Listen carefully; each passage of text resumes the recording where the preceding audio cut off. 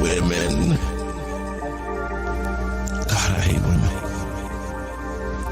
You make one mistake and you betrayed the United States. Damn. Women suck. Suck. The chap. They absolutely suck. Talk about my wife. Why are y'all so afraid to tell them that they suck? Suck a dog on.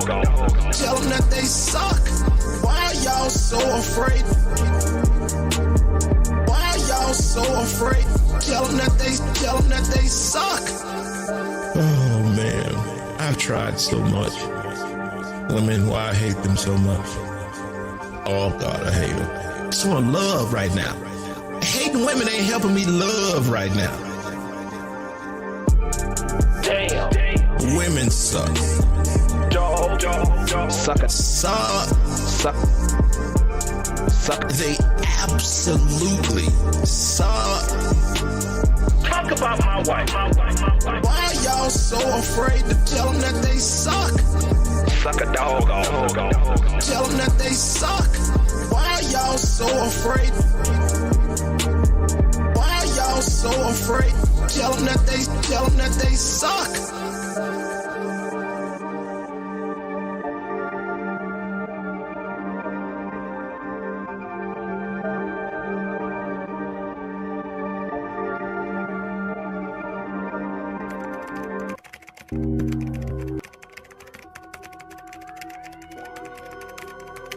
$13,000. AG Almighty 8 gang, pull up and get your shit splat gang. Pull up, hop out and scramble your shit gang. On their computers. Baller alert. They on computers talking shit offline, they losing it. 10-year legacy on life support, now the Patreon. What?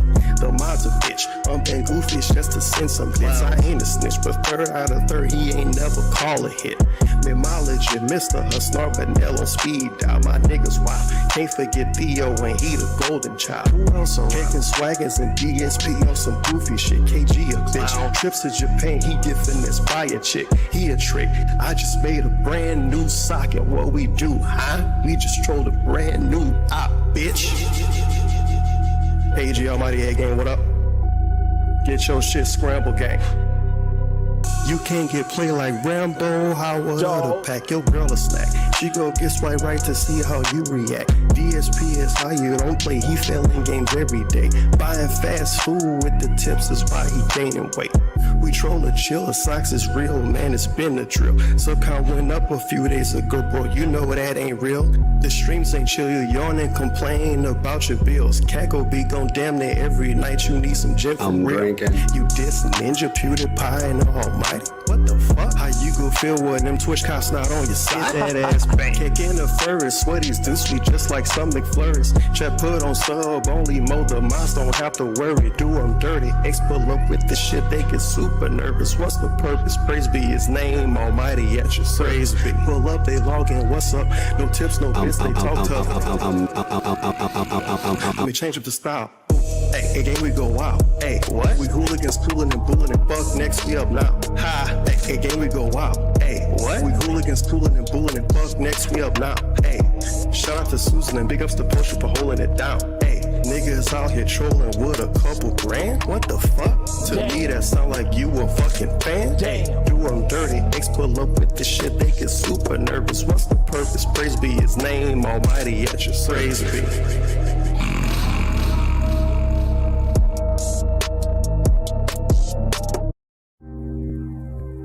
Alright, man. A lot to go through today, huh?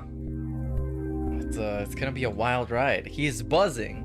Your boy is buzzing. That's right. It's the United States of Phil. I am the supreme being. I make the rules, and what I say. I'm drinking coffee today, though, so I'm still drinking. I'm drinking. Stand on your soapbox about censorship and freedom of speech, because the bottom line is you don't have freedom of speech. This is my land. Control this desire. This desire. Take.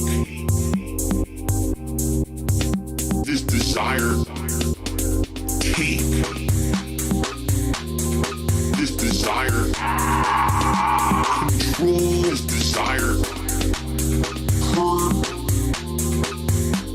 Devour. Stop! Let's stop the house! Control his desire. Devour. Take. Do what gives you pleasure. And fuck everyone else. Devour. Control his desire. Take. Control. Take. Devour. Just care about money. That I just can't help it. I'm so just enveloped in greed and money. I need money.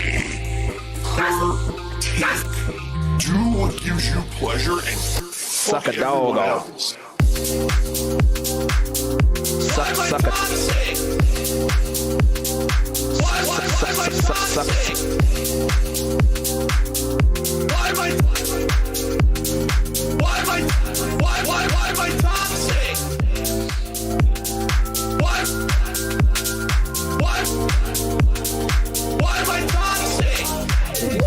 control What? his desire. Why am I? His desire. Why am I toxic? What? Devour. Control his desire.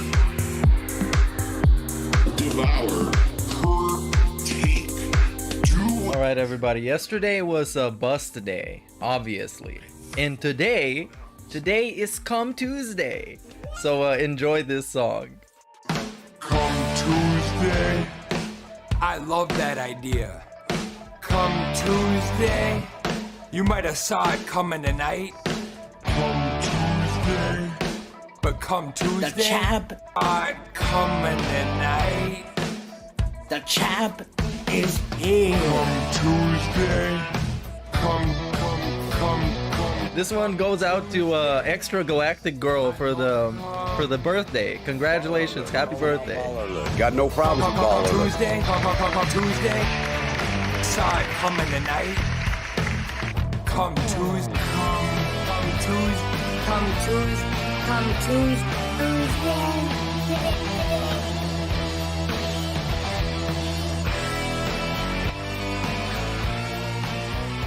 This is one of the dumbest fucking wrestling memes. It comes from this promo, basically, that probably if I play more than 5 seconds of it, I'm gonna get blocked. So this is it. Come Tuesday. that's the whole thing. Oh man. Okay, so we're so back. We are so back. Yeah, the last few days I had to take off because shout out to my neighbors who fucked around and found out and accidentally flooded me. So I needed to deal with that shit and repairmen and insurance individuals. And this morning my landlady came here at literally 8 o'clock in the morning. And she was like, wow, did I wake you up? Yes, you actually didn't say you were coming. So shout out to her as well. And while we're at it, let's just spam the soundboard a little bit more.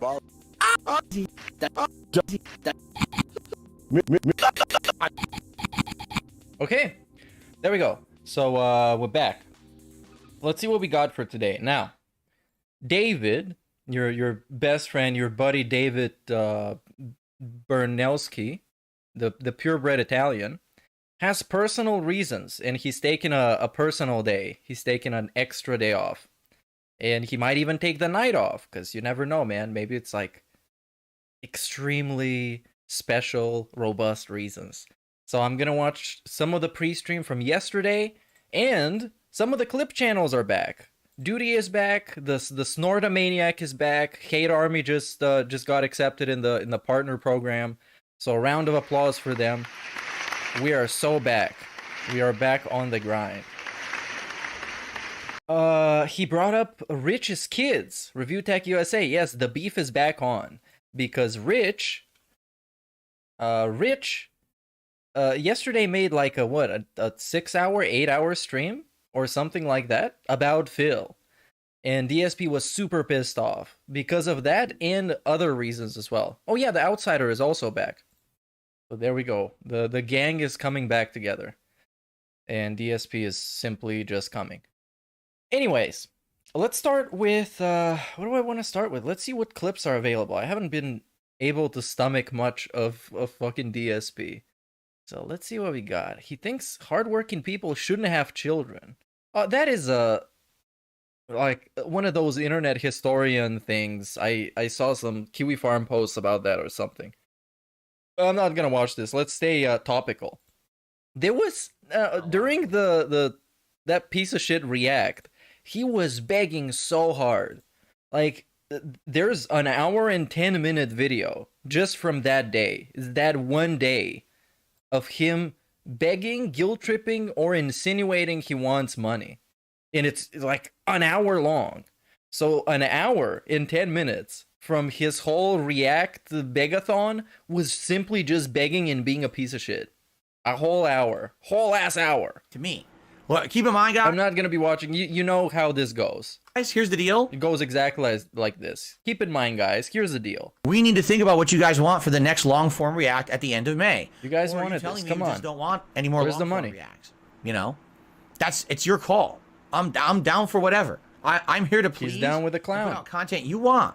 So this is it. This is it. The whole thing for like an hour and 10 minutes. Man, I don't know. When I do these, the support just isn't coming, man. We need to figure out why. He wants an explanation from a group of people of why they're not giving him money. That's a very signature, typical, awesome DSP thing. That's why people love him so much. So this was from yesterday. Oh, here we got chat. Okay, that's good. Since we got chat, I'm going to watch this one. Because I was thinking of watching the original thing, but that one doesn't have chat in it. I wonder very much how chat responded to this.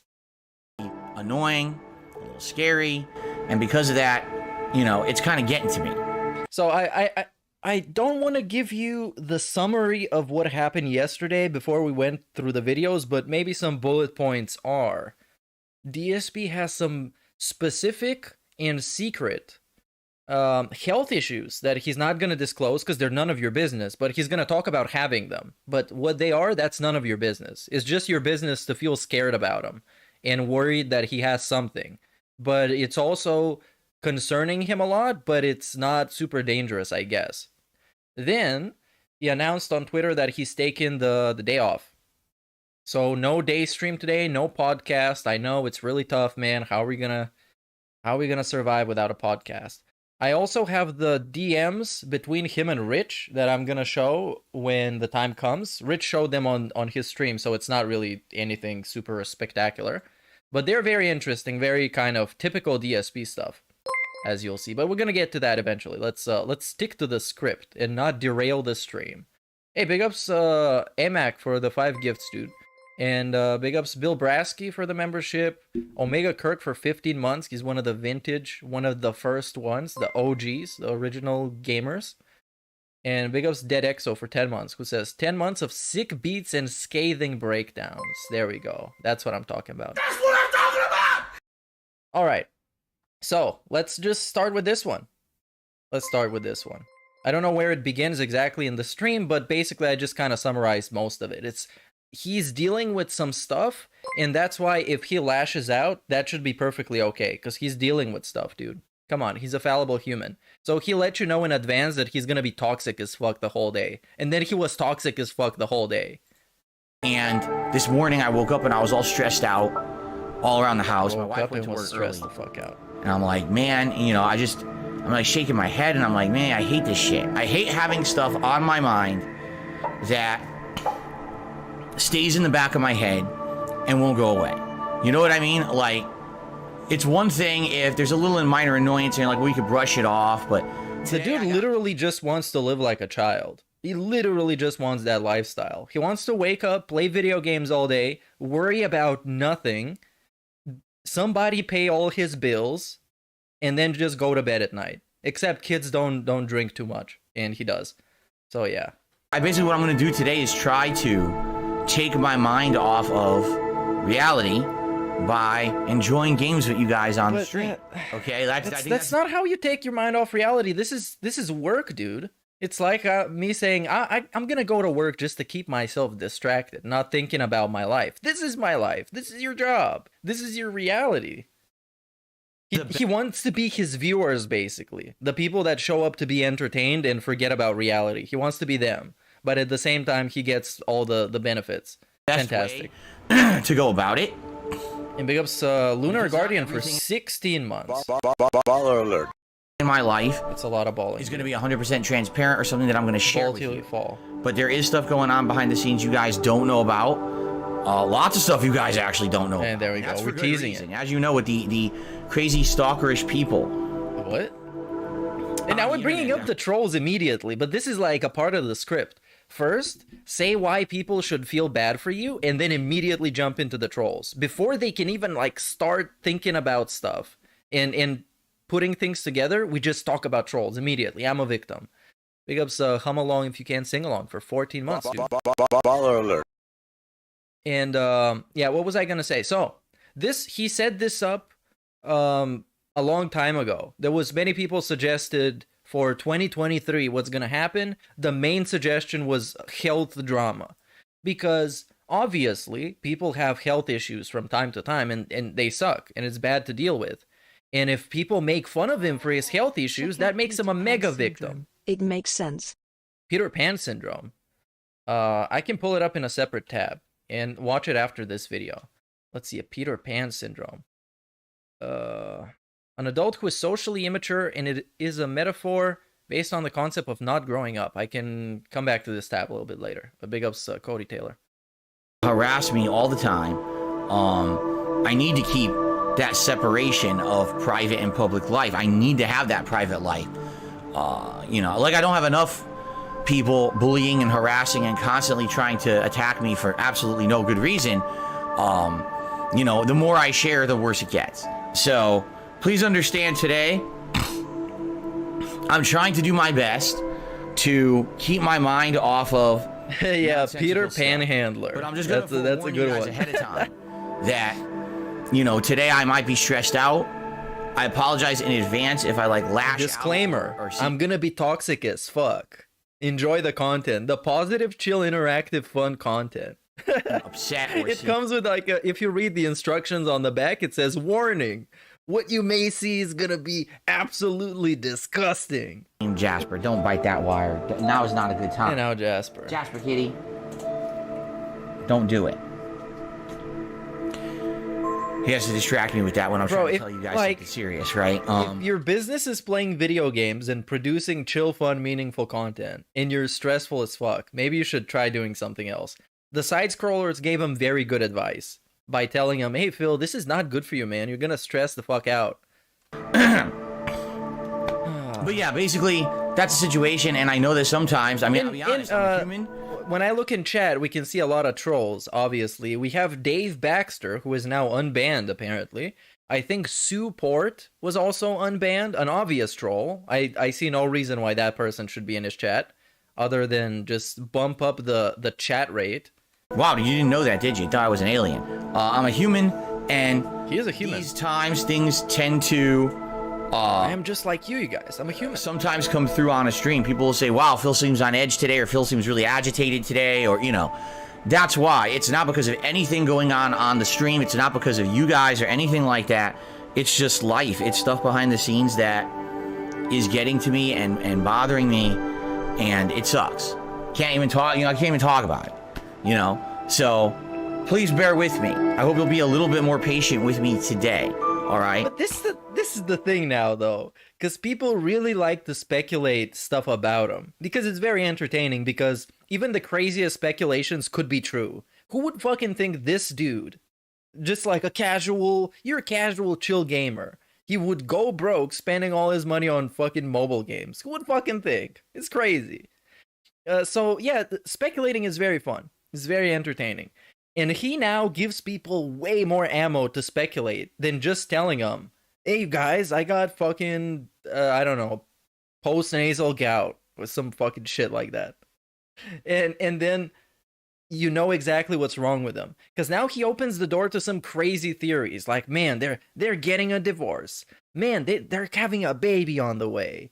Man, Cat killed somebody, Phil killed somebody, and all this crazy shit. You know, it's funny that some people just think life is all fucking fun and games, right? Who thinks that? They take nothing seriously. Who thinks that? You tell your own viewers that are here to chill and interact that life is miserable. You tell them every day. They just and you're there to save them. They think Hey, big ups D-Man for the month membership, who says baller. Baller. Good. everything's a joke. I agree with Everything you. is funny. Oh, just make fun of everyone constantly, bully everyone constantly. Yeah, you know, you have to understand that these things get to people, Right. and then they affect them in a very negative way. Right. But some people don't want to even think about that or take any kind of responsibility for anything they've ever done. Instead, oh, I'll just continue on as long as everything's funny and happy for us and benefits us, right? Okay. Now this little part here, this kind of makes me think that somebody may have fucked with him, and he's keeping it a secret, because unless it's just some form of a deflection and we're trying to make it about the trolls and how much his life sucks, it seems like it might be somebody trying to mess with him. But It kind of seems like it. you know, that's what can I say? That there's some people who have ethics and a moral compass, and there's some people Trying to who makes it seem like it's trolling's fault why he's feeling bummed out. And this dude, he's been trolled since he was out the womb, basically. People in school called him Phil with the oddly shaped head. They called him Sway, which is a very great nickname. I hope that shit comes back. Sway is such a badass name, because he was rocking too much. So yeah, people have been bullying him. And if he's gonna give you segments like this, it means that somebody did something. It might mean. I'm not saying it's that. It just like makes me think that one of the possibilities are that somebody fucked with him and he's not going to disclose it, or it's going to endorse more people to do that because obviously it got to him. life, brain dead, fucking stupid, drooling at the mouth, and just There we go. like a bull through a china shop, wrecking everything around them. They don't give a shit as long as they're okay. And you know, it sucks. And it can't just be May the 1st, because of course yesterday was May the 1st. It was I don't know what, like 9 years. I don't fucking know. 2017 6-year anniversary of the fappening, the bust day. And I don't think it was Rich either, because like he's been trolled by Rich plenty of times before, and he hasn't given this toxic segments that have, man, like I'm really fucking bummed out today. I'm so depressed. I might even jerk off again. If you guys see me pull it out, then you know I've been depressed. That's the reality of human existence. But that's what I've basically been experiencing for the past 10 years. Is that everyone on the internet essentially just doesn't care what they say or do towards me. Okay. As long as it fucking gets them over, right? It gets them over. I gotta put up with it, and I gotta put up with As the long as repercussions. Triple H books me to win at Begamania, I don't care. I'm gonna go through everybody. And We it gotta does get suck. that W. But that's my life. That new WWE World Heavyweight Championship. We gotta get it. And I've kind of had to accept it. You know, you guys motivate me to push through tough times. And now we're having with your a positivity. Thanksgiving segment. And the messages you guys send me about how you love the content I put Man, out. you love it. But you send them the same message, my guy. You tell them something and they just repeat it back to you. It's like an echo. You're basically talking to yourself the whole time. For our audience that's here to enjoy what I love doing, the passion that I have, and the guys you recognize the passion that I have. And do you think that they like his content because they thought about it and like they had some level of introspection, or they formed their own opinion? It's just the dude sitting there telling you his content is good. And if you don't give a fuck enough, you're gonna think it's good. I really appreciate you guys being here and always. And he's banning somebody. Oh yeah, he banned somebody. Let's see who that was. Recognize the passion that 7 years strong. I really appreciate is you what guys. somebody says in chat. He's gonna get wiped Being away. here and always Oop. Ah, there we go. He's gone. being that positive 7 years influence on my strong. life. So thank you for that. Those of you who are here for that. Oh, I love the chat on screen, man. I miss Kate Army One. This will be a day when there's a bunch of It's so good to see when somebody gets lean. I've said this. Because it's like during the Thanksgiving segment. Man, I love you guys so much. Okay, give me a second. There's a piece of shit that I don't love. Make a He doesn't even have a chat crown on. Get fucking banned. concerted effort to be nasty to me. You know what I mean? And I just don't need it. Like right now, I'm already like at my wit's end with stress, with stuff behind the scenes, and I can't put up with this bullshit. So I have no tolerance for it. I tell you guys right now, like maybe on another day, I'd be more jokingly taking stuff. Today is not that day with the stuff that's going on in my life. So people come in here and they want to be nasty. You're not going to ever see them again. So Okay, another theory. Since he was talking about, here you can see this, if I can do the late stream of Final Fantasy V, I hope to update everyone on Twitter/DSPgaming, which means that today he's doing stuff, and he might not be done with it, which makes me believe in a way, perhaps, maybe, and that's like a theory, it's pretty much baseless, it's just me, like, spitballing, maybe he fucked up his taxes, and did something, like, really wrong, and somebody like emailed him last night and was like, Phil, shit is bad, man. We need to talk tomorrow. Because it can't be a doctor's appointment because they let him know that he's going to be busy today on the late stream yesterday. So it's kind of like last minute thing. And doctors don't usually do that. You know, you gotta sign up for an appointment, and obviously that's not how it works exactly. And of course, they're not gonna call you after office times because they call them at like what, 8 o'clock in the evening or something like that. So yeah. Good morning. What is the meme behind Shamar Moore's I'm drinking? I only know him from Criminal Minds. Big ups Drew Jumpman Gillette. The meme is that I thought he was funny with his baller alert. Baller alert. And he got a bunch of like clips on Instagram where he's saying just random goofy stuff. And one of them is I'm drinking. I'm drinking. And I play it when I'm drinking. Whatever kind of liquid I'm drinking. That's kind of it. It's something that I found funny. It has nothing to do with the DSP stuff, basically. So, okay, that's one of my theories. It's tax stuff or other stuff that he fucked up. And he can't admit because he would be embarrassed. Because people would make fun of him. Because obviously it's like, it's DSP and taxes. He should be able to do them in his sleep at this point. Hi to all your idiotic friends who want to come by and be really, today's the day to bully Phil. No, it's not. No, today's the day to get your ass banned and never come back. And I will and the footage of tanks rolling in the background is fitting, is perfect. I will not give two shits. I dare you to try to email me to get unbanned if you do it today. Okay? So, all that being said, let's get this out of the way. I just wanted to get that out of the way so we can get back to more interesting stuff that you guys probably care about. If I think about more theories, I'll let you know, but these are the ones that I think are plausible. So it is just a theory. I'm just spitballing. By the way, because eventually, you know, he's going to tell you. Eventually. I know you're here, and any other moderators that are here, thanks to a certain really big scumbag individual on the internet. Oh, there we go, Rich. A bunch of assholes harassing me. All right. So if you can help me with moderation today, I'd really appreciate it. I can't do it all myself, especially when I'm already kind of annoyed. You know, if you can help me out here, I think you know what I'm talking about. Just look at the chat, and you're gonna see these idiots coming in today. Yeah, I'm looking at the chat. People are just saying, "LOL, what's going on? Who? Please, no drama. What happened? Hi, I'm home for lunch." Appreciate that, so I don't have to moderate constantly, and I can, you know, try to relax. Thank you. Okay. Anyway, let's continue. So I would just like to say thank you guys for your support of the channel and all of my efforts to make content for you on the internet. I'm glad that you enjoy the content and you support it. As you know, I'm a crowdfunded individual. And I don't have any paid product placements. I don't shill any products.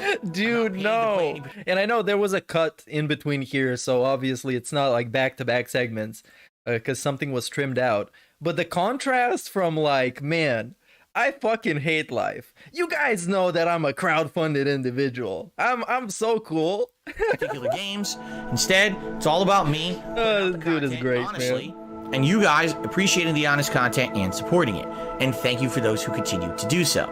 Many ways to support this channel, including simply liking my streams, big ups Ghost Hunter for the sub, and engaging with them. If you're here live on the stream, talking to me today, helping out with the gameplay of Elden Ring would be great. If you're watching the videos on demand, if you could leave comments, that engagement is key, and it helps, you know, build the community and build the channel, so thank you for that. It's actually not, though, because he destroyed his engagement by deleting 250-hour-long videos. So when it comes to engagement, he is fucked. And let's take a look at this wonderful site that is not always correct, but for the purpose of this experiment is going to be, and it's called socialblade.com. It's a very social style blade. So let's see what is happening here. Oh my god. He's drinking gin. Look at this. 342,000 views. Gone. Sent to ban world. And this graph looks beautiful. Look at this graph. Oh, fantastic. All the way down to level 1. We're going to level 1. Fantastic. So yes, you can beg for some more likes. Let's try get to 200 likes. Maybe that's gonna work. Maybe next time you delete a third of a million views, you can beg for 300 likes. That's gonna fix the channel.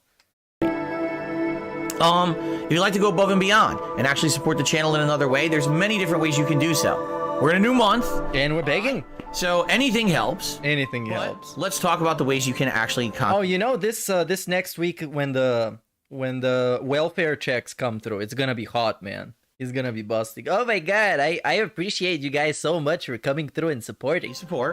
You could do a super chat or a super sticker. Those happen live during a stream. You get a nice pop-up if you do. And we're begging. Of March. Please consider becoming a member today. All right, many benefits to being a member. Have I seen that he's donating to a streamer? I haven't, and he probably isn't. Including a highlighted name in the chat and video comments. Unless there's actual like a paper trail, or he sent a super chat that can be traced back to him. To show then he isn't. How long you've been a supporter. The only reason he watches other streamers is to hate on it. To ignore the slow mode rules that we have here on the live stream. That's the only reason. As much as you want. You get priority whenever we have a special event like Ask the King. He watches him in the same way that the trolls are watching him. He watches him in the same way that I'm watching him right now, to point out the things that he doesn't like about him. Bi-monthly Q&A show. Well, guess what? Members will have the priority to have their questions answered on that show, and that show is happening at the end of May. Man, this guy, it took him an hour to beat this boss. I one-shotted him. What a fucking idiot. But look at him. Wow, this guy got like 250,000 views for this fucking content? What a bunch of fucking idiots, man. People are so stupid nowadays. The chat, that will allow you to enable your channel if it's eligible. Okay. Or more, you get a nice animation on the stream. Yeah, let's not get nice animations. Anyway, but tips are a great way to do it.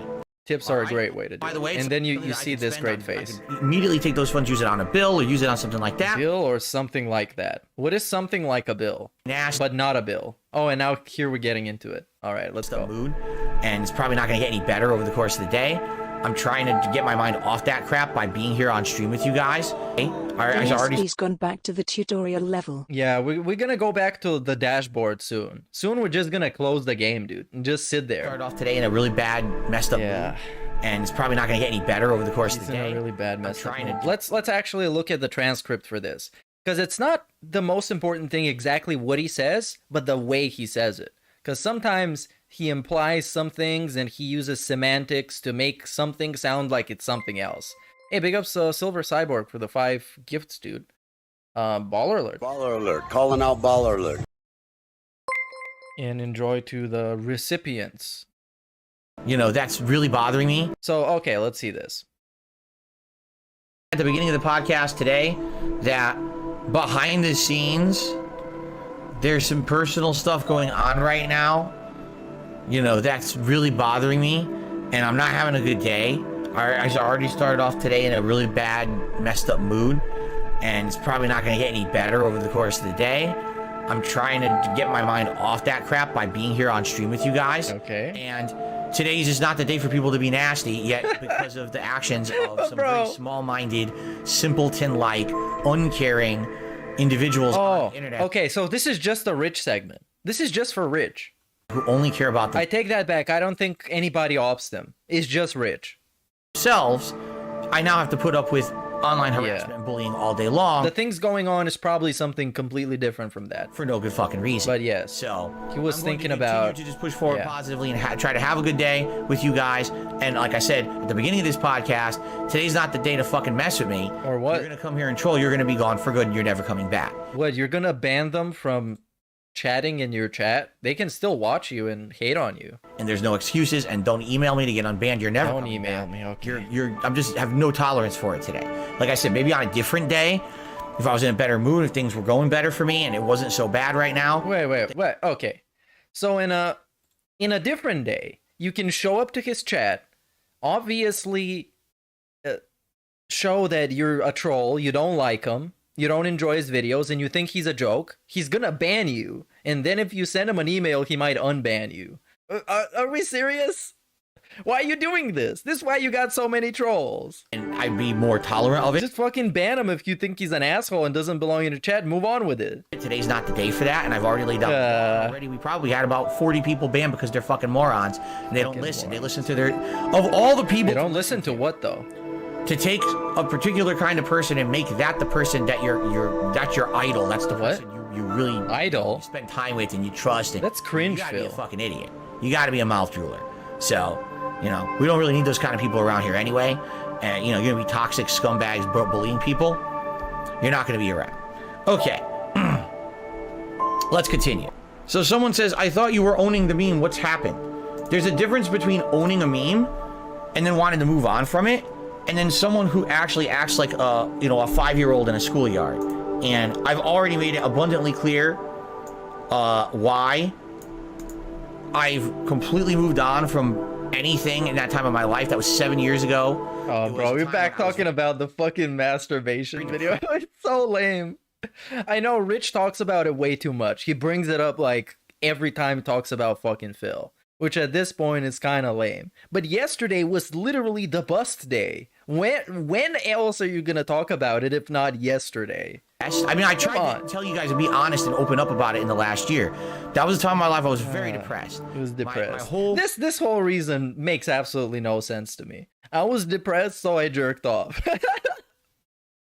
I understand like people saying I was depressed, so I was thinking about, you know, harming myself or doing something like really stupid. I was getting super drunk. But no, he talks about I was depressed, so I masturbated. You know, how is that an excuse? How is that a justification? You can just say you were horny. It doesn't matter. Just say I was horny, so I jerked off and the camera happened to be on. And that was my mistake. But now we gotta have an actual origin story for when he masturbated. It's so stupid.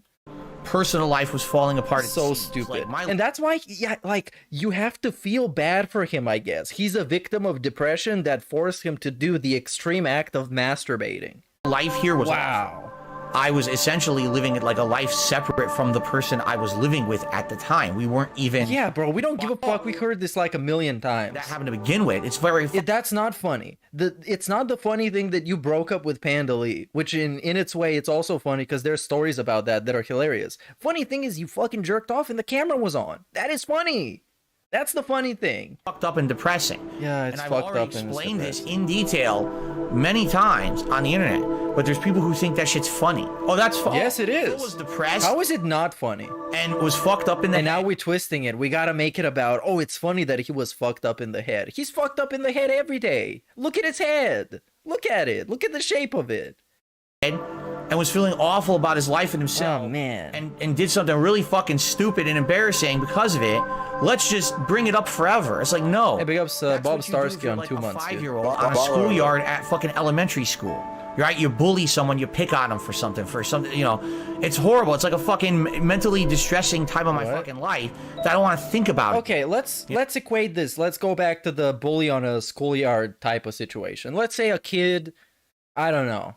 He had a bad stomach and he fucking shit his pants. Of course people are gonna make fun of him.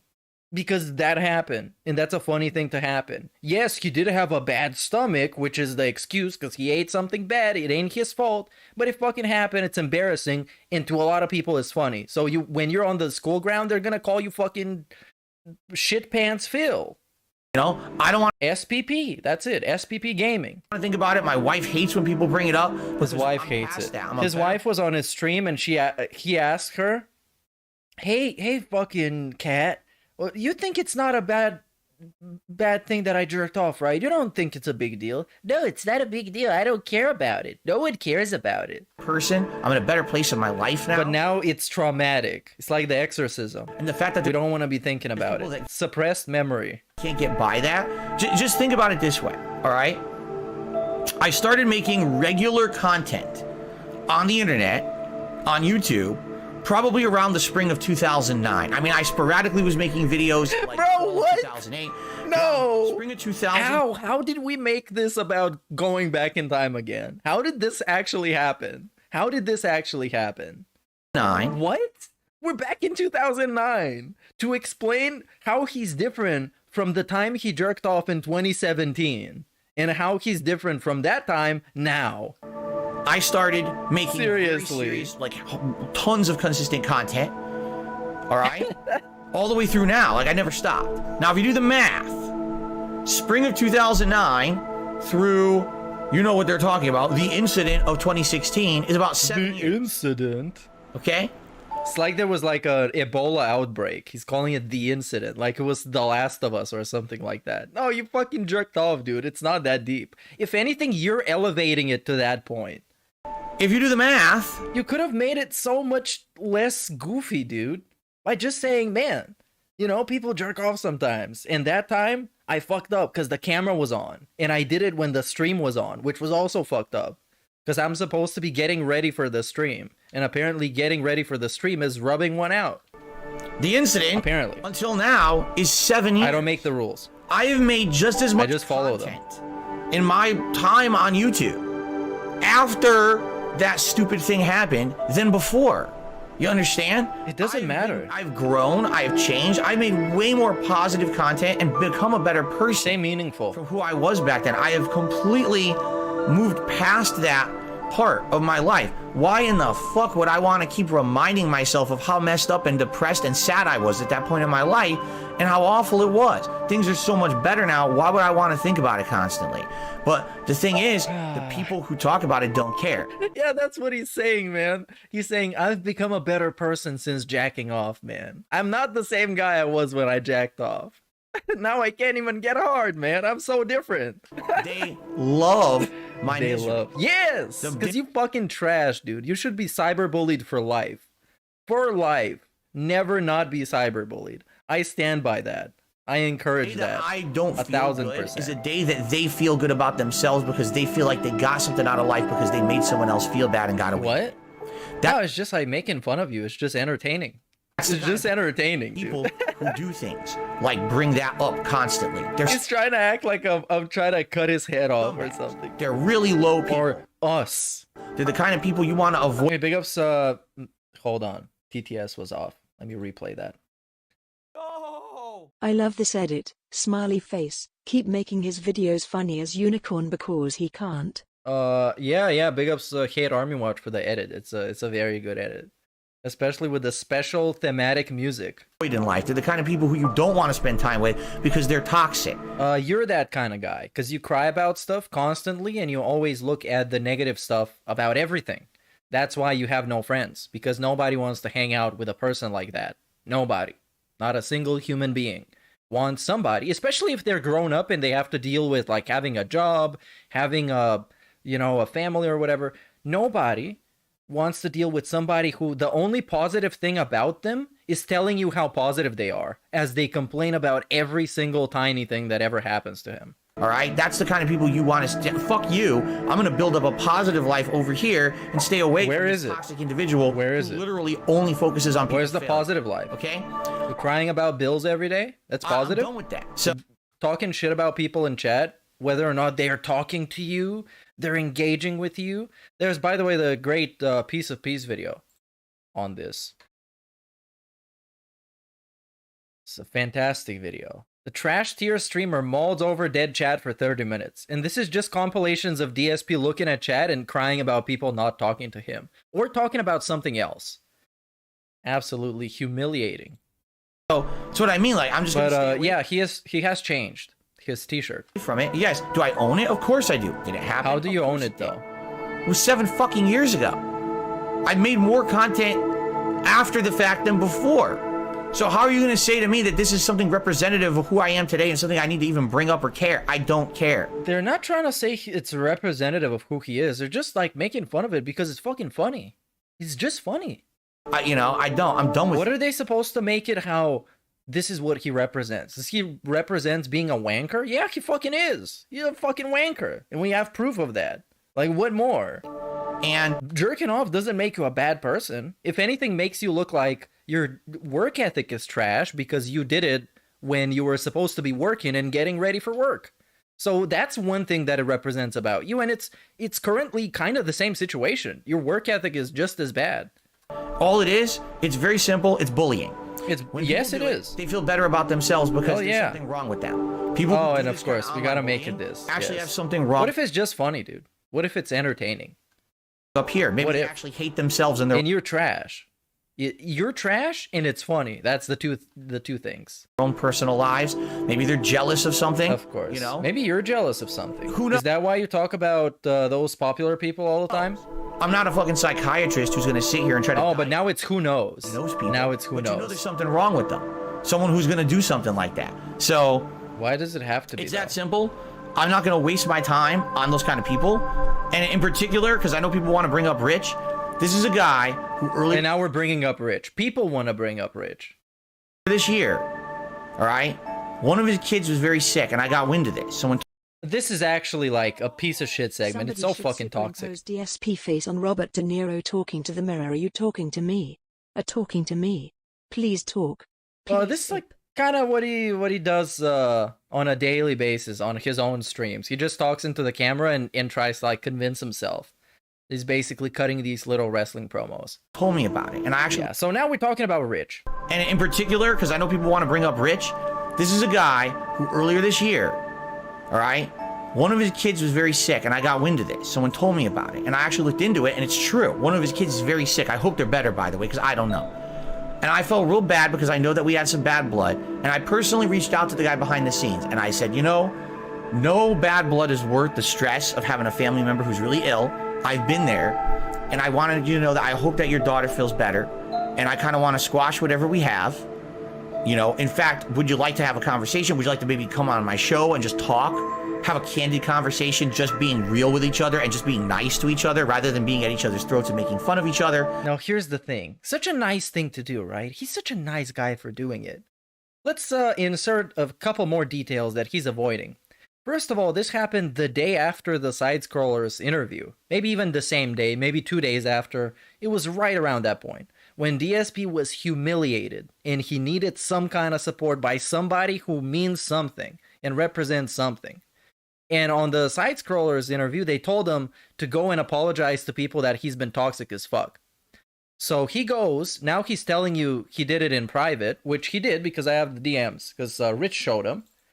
But he did it also as a public reply on Twitter, because he unblocked the guy and there was like, hey Rich, I hope your daughter gets better, man.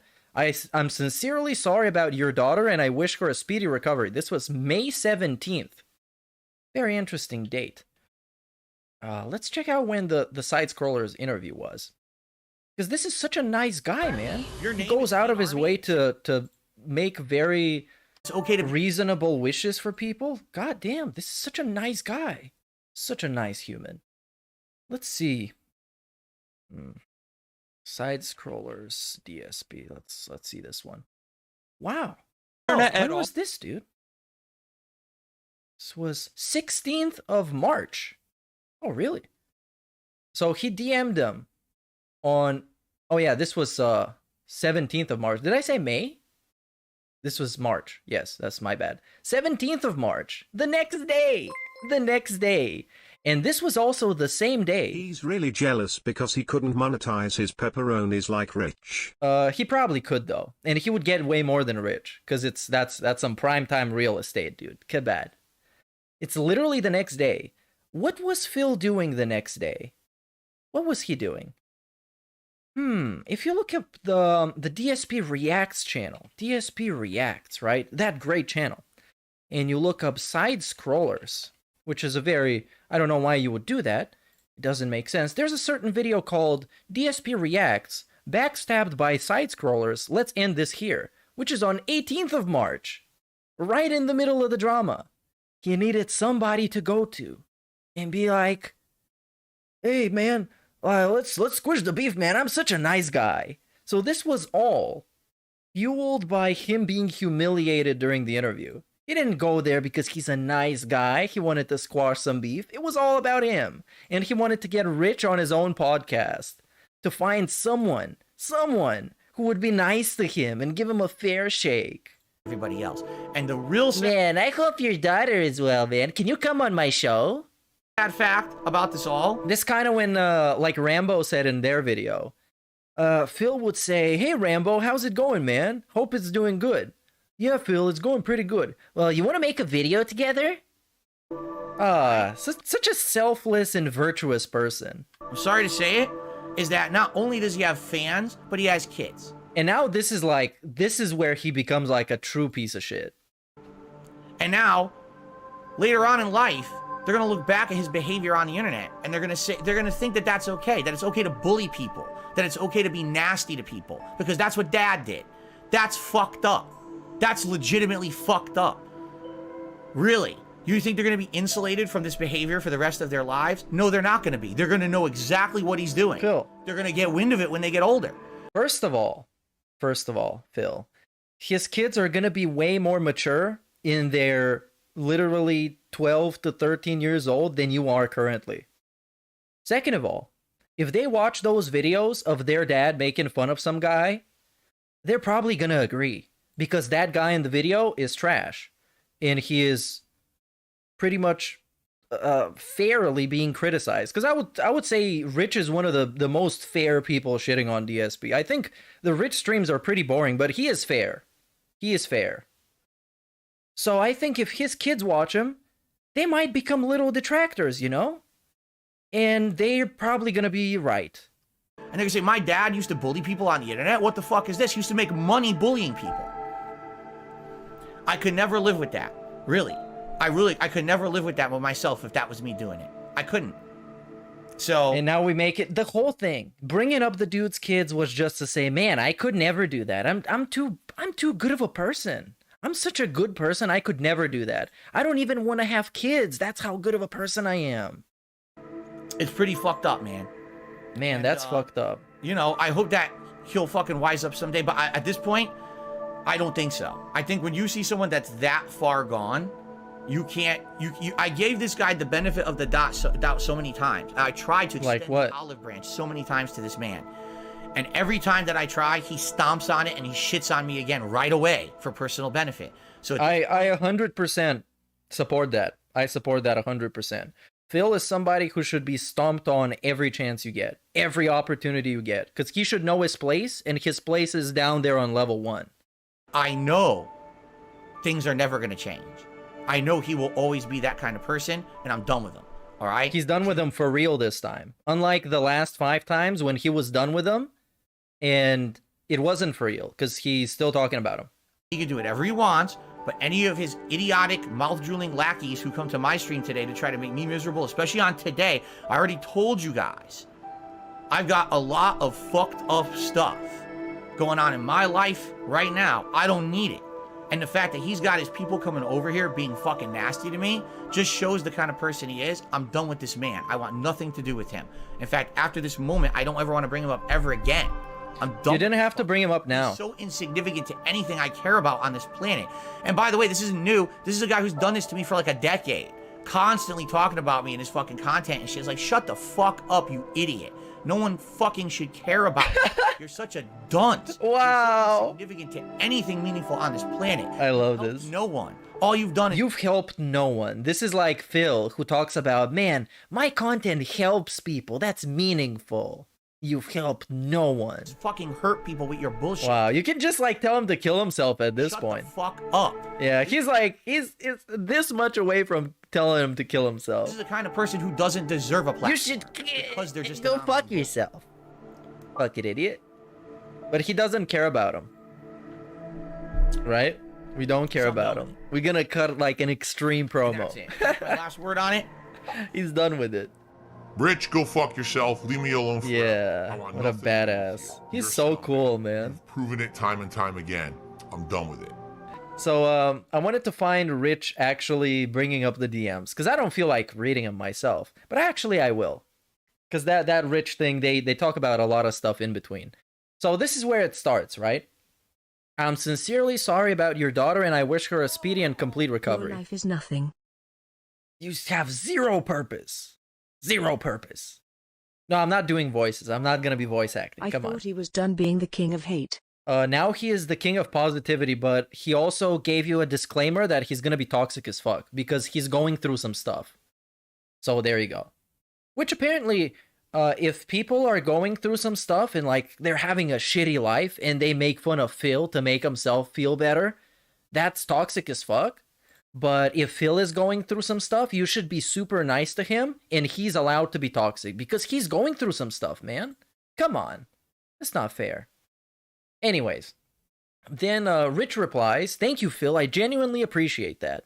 You know, it's a normal wish, and it's a normal appreciation message, right? And then Rich replies, because obviously they don't have beef anymore, right? "Would you be interested in coming on my stream with Jay and I sometimes?" Jay is the co-host guy. Sadly, and of course, instantly, first thing we talk about is the detractors. It's like his mama doesn't let him come on the stream, because it's his detractors, man. They would make it impossible. They would be in front of the internet line at Rich's house, and they're gonna cut it off once the stream goes live, obviously. Sadly, it would never be possible with my detractors. They would fucking destroy it, just like they do everything else for me. Nothing says a mature adult in a happy in life than bringing up how people constantly destroy you for no reason. And looking super powerless and pathetic. Anyways, but I'd love to have a convo with you on my new React channel, one day/night, because I think it's time to be civil and just talk about shit. Now, remember what I said earlier. When these messages were happening, DSP had just launched the new React channel, and he wanted to squash the beef so he could have DSP Asks It, the new series where DSP is interviewing people, as premium content on his React channel. So this, you see, nothing selfless. There's no free lunch. It's an official invite to my new podcast, dude. Come on. I just want you for content, my guy. I hope your daughter is well. I hope your family is well. You want to do a video? Fantastic. Now we go on to the second one, where we continue. Right? And that way, I can keep their toxic shit out of it. Seems StreamYard is easy to use. And this, he texted this at 2 a.m. Rich's time. I don't know their time zones, but this is kind of suspicious. 2 a.m. on March 18th. Right, seems StreamYard is easy to use. I haven't tried this, actually. I don't know what it is. That's what I just use for side scrollers. Likely gonna buy a premium sub so it can do 1080, 60. 1080. But it's pretty simple to use. By the way, this would be purely no drama. I just want to chill and talk, man. Same on my stream as well. That's Rich. If you want, I can turn off chat or make it members only. Right, now we're being fair. It's not going to be drama. We're going to cut off the chat.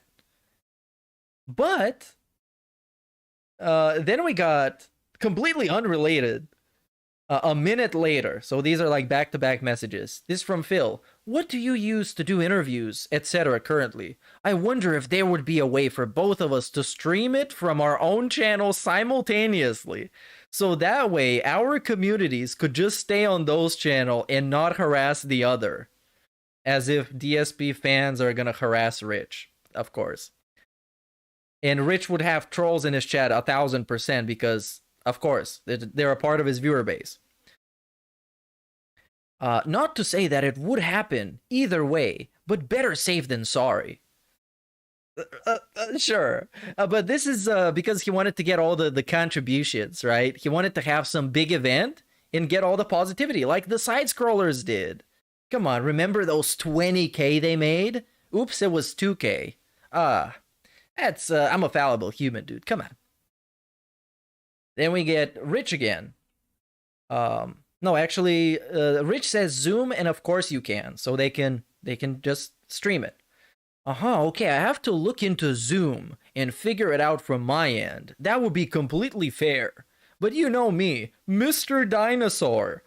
And don't know how to use anything, lol. You know me. You know me. I make 100K plus a year. I don't even know anything, dude. Mr. Dinosaur. You know me, man. You know me. I'm a piece of shit, man. I'm pathetic. You know me. I'm trash. I don't know shit. Bleh. And I think this is the last one from those. Even though there are more messages, I don't think Rich showed them. So yes, you can see Mr. Positive, Mr. Positivity.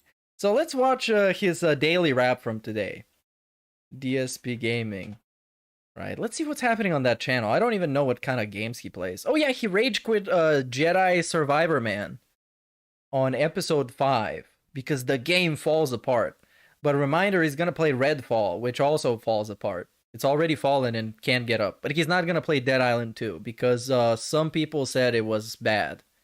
Or it wasn't even bad, it was mid. So there we go. What else we got here? Oh, we got, yeah, the daily wrap. Important! During the late stream, Elden Ring / Oblivion fun, but big schedule changes tomorrow. I got some news and You got some news. I think this is the actual meaningful part of it, because the rest are just talking about video games, and this guy is not about video games. Video games are just background noise when you're trying to sleep. Right? on Thursday. Maybe we'll just do another Come Tuesday tomorrow. Okay. But now I gotta. Oh no, Redfall? Great. I mean, it looks like it's ass. So tell you the news. So basically, during the late stream, I got some news, and I cannot stream tomorrow's daytime stream, normal stream, like the Level 1 podcast and the first stream. I can't be here. All right. I don't like doing that. Okay, so during the late stream, he got some news. So it can't be a doctor because they wouldn't call him that late. And you would also probably have to make an appointment. It might be Cat. We don't know. It might be the tax man. Like I said, one of my theories that it's pretty much just be making up possible scenarios that are not backed by any kind of evidence is that maybe he fucked up his taxes and he sent him some really wrong information and he's going to get in trouble. Perhaps not, but he seems really worked up over it and he doesn't want to tell anybody what's up, which makes me think they're going to make fun of him and he's going to feel embarrassed because he knows it's fucked up to some extent. I don't think it's any kind of divorce stuff because, I mean, it's Kat. Kat is basically like, she won in life. She hit the bullseye in life. She's living in a mini castle, eating premium cuisine, and enjoying video games. And she only has to work a part-time job. Something that, you know, there's nothing I really have control over. It's something personal going on, and I cannot stream tomorrow's early stream. So that means nothing at all. No podcast and no gameplay at all. I guess it kind of works out that Redfall sucks, because I don't think there's going to be too many people sad that I'm not playing Redfall, but I do think there will be people who will be sad that I'm not playing a major stream on Tuesday, like I was supposed to and was scheduled to. It sucks, but it's just life. There's nothing I can do. And sorry, I'm not going to tell you why, because it's really no one's business. It has absolutely nothing whatsoever to do with my streams or my business. It's personal, okay? I do hope to do a late stream Tuesday night. Okay, if it has nothing to do with your streams and your business, then why do you have to be giving people a disclaimer that you're going to be toxic as fuck on your business, on your streams, when it has nothing to do with it? You're supposed to be like a nice guy, right? You get over it, put on your game face, your gamer face, excuse me, and you just go for it. But we got to be giving him an excuse. Man, if I'm toxic today, I'm not in a good mood, man. There's some things that are happening that I just want you to be scared about, but I'm not going to tell you what they are. Okay? Now, what it'll be, I mean, I'd like to play what I wanted to play, Final Fantasy V Pixel Remaster. So, I will let you guys know during the course of the day how things are going. And if everything is fine, then I'll tell you, hey guys. Big ups my channel for 5 months, dude. And he says, Kat is pregnant, they can't get the abortion. Bruh. It would be so fucking funny if Kat had a baby and it was like an Asian baby. That would be the funniest shit. And one day he shows it and it's like, hey, look, it's little Phil. I don't know if you guys knew, but Kat is like, she's like 25% Filipino. And I guess that's where the genetics come from. I know the obvious joke is if it was a black baby, but I think he hates Asian people more because they beat him in Street Fighter. Be here tonight, 6:45 p.m. And what I'll do is I'll post up both on my Twitter at disclaimer. It is not Asian. A normal person would just be like, I'm not streaming tomorrow, instead of half pig-splaining for pity. Nah, man, everything with him has to be a story. And that's why people treat his life like it's an anime with arcs, because everything with him is presented the way it would be in a reality show. He foreshadows certain things just like he foreshadowed the medical drama and medical stuff and be like, hey man, you guys, I'm dealing with some stuff. I'm not gonna tell you what, but you know, things are not going good. And eventually he's gonna tell you. He treats his life like it's a reality show, and that's why people watch it as such. And then he's like, dude, what are they watching me? My life is not an anime that have sagas and arcs. DSP. It's exactly what you treat it as. We go and making important videos, all caps. I'll also post up on the community tab here, so you know exactly what's going on with a second stream. But I apologize. As much as I would like to be here, there's absolutely no way I can be here for a daytime stream tomorrow. And I'm going to also update my schedule that I'm going to post on Twitter tonight, so everyone knows. Fine. And sorry I can't tell you more. You know, sadly, I just can't share details anymore with anyone on the internet because of people online who like to bully people because they can get away with it online.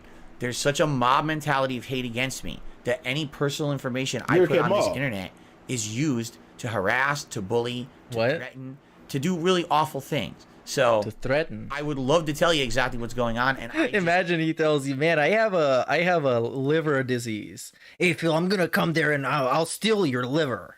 I'm gonna shoot you in the liver. It's safe to do it, and I'm not going to. And I have an airsoft gun, and I'm coming. I'm sorry. So asking me isn't gonna help.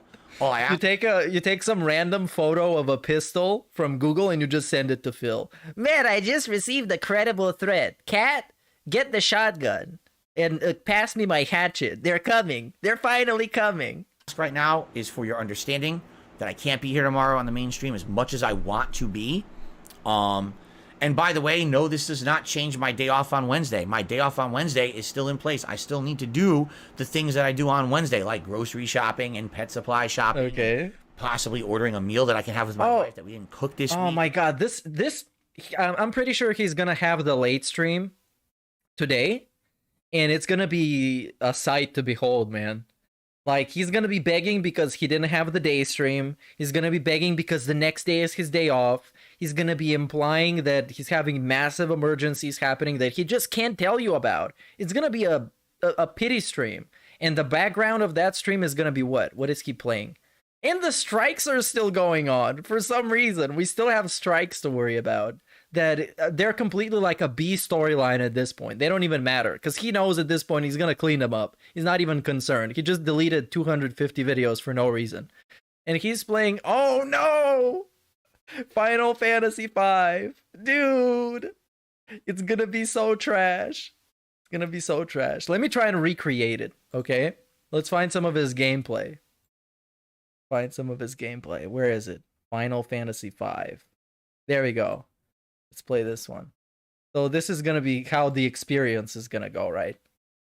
There's such a mob mentality of hate against me that any personal information I put on this internet is used to harass, to bully, to threaten, to do really awful things. So I would love to tell you exactly what's going on, and I just feel like it's not safe to do it, and I'm not going to. And I'm sorry. So asking me isn't going to help. Man. All I ask right now is for your understanding that I can't be here. And yeah, he's been using the word bullying a lot more recently, which, like, he's a grown-ass man. Dude, this, like, he doesn't realize how pathetic it makes him look. But I guess there's no limit to how pathetic he can look as long as he is very clearly the victim.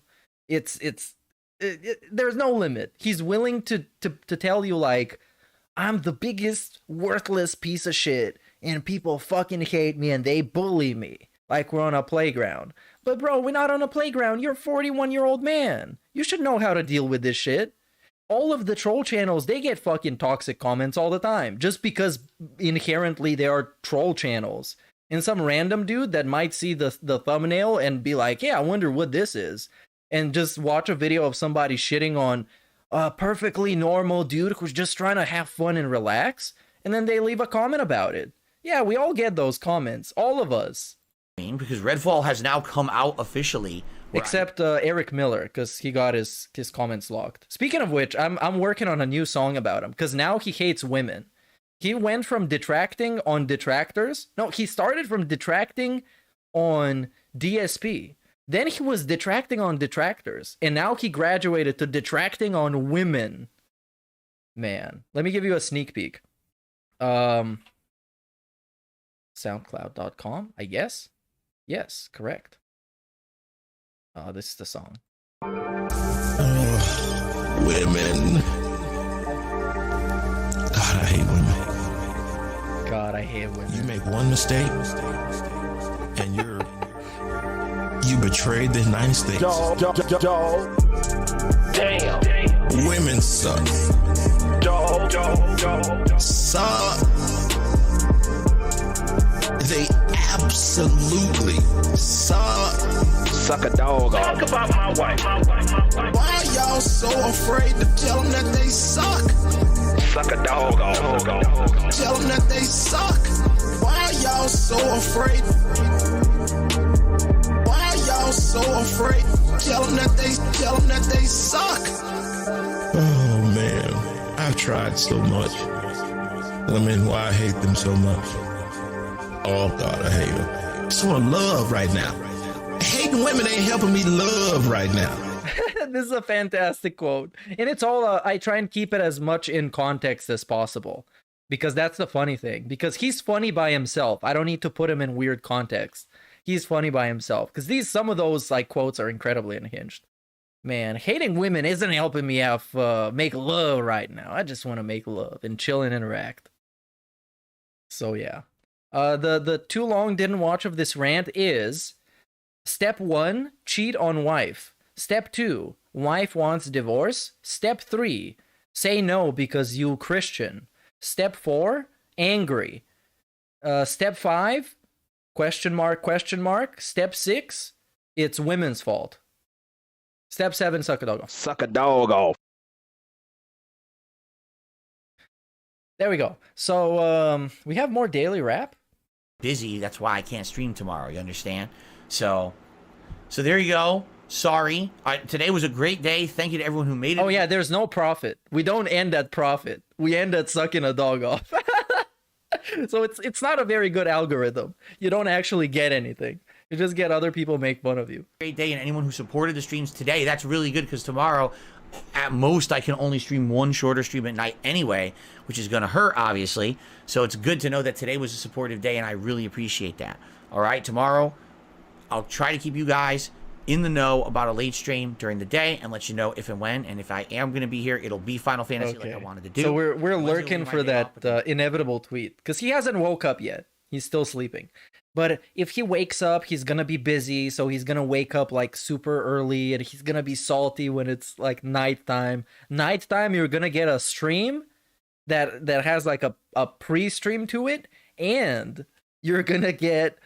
daily rap. So there's gonna be a lot of vlogging going on today.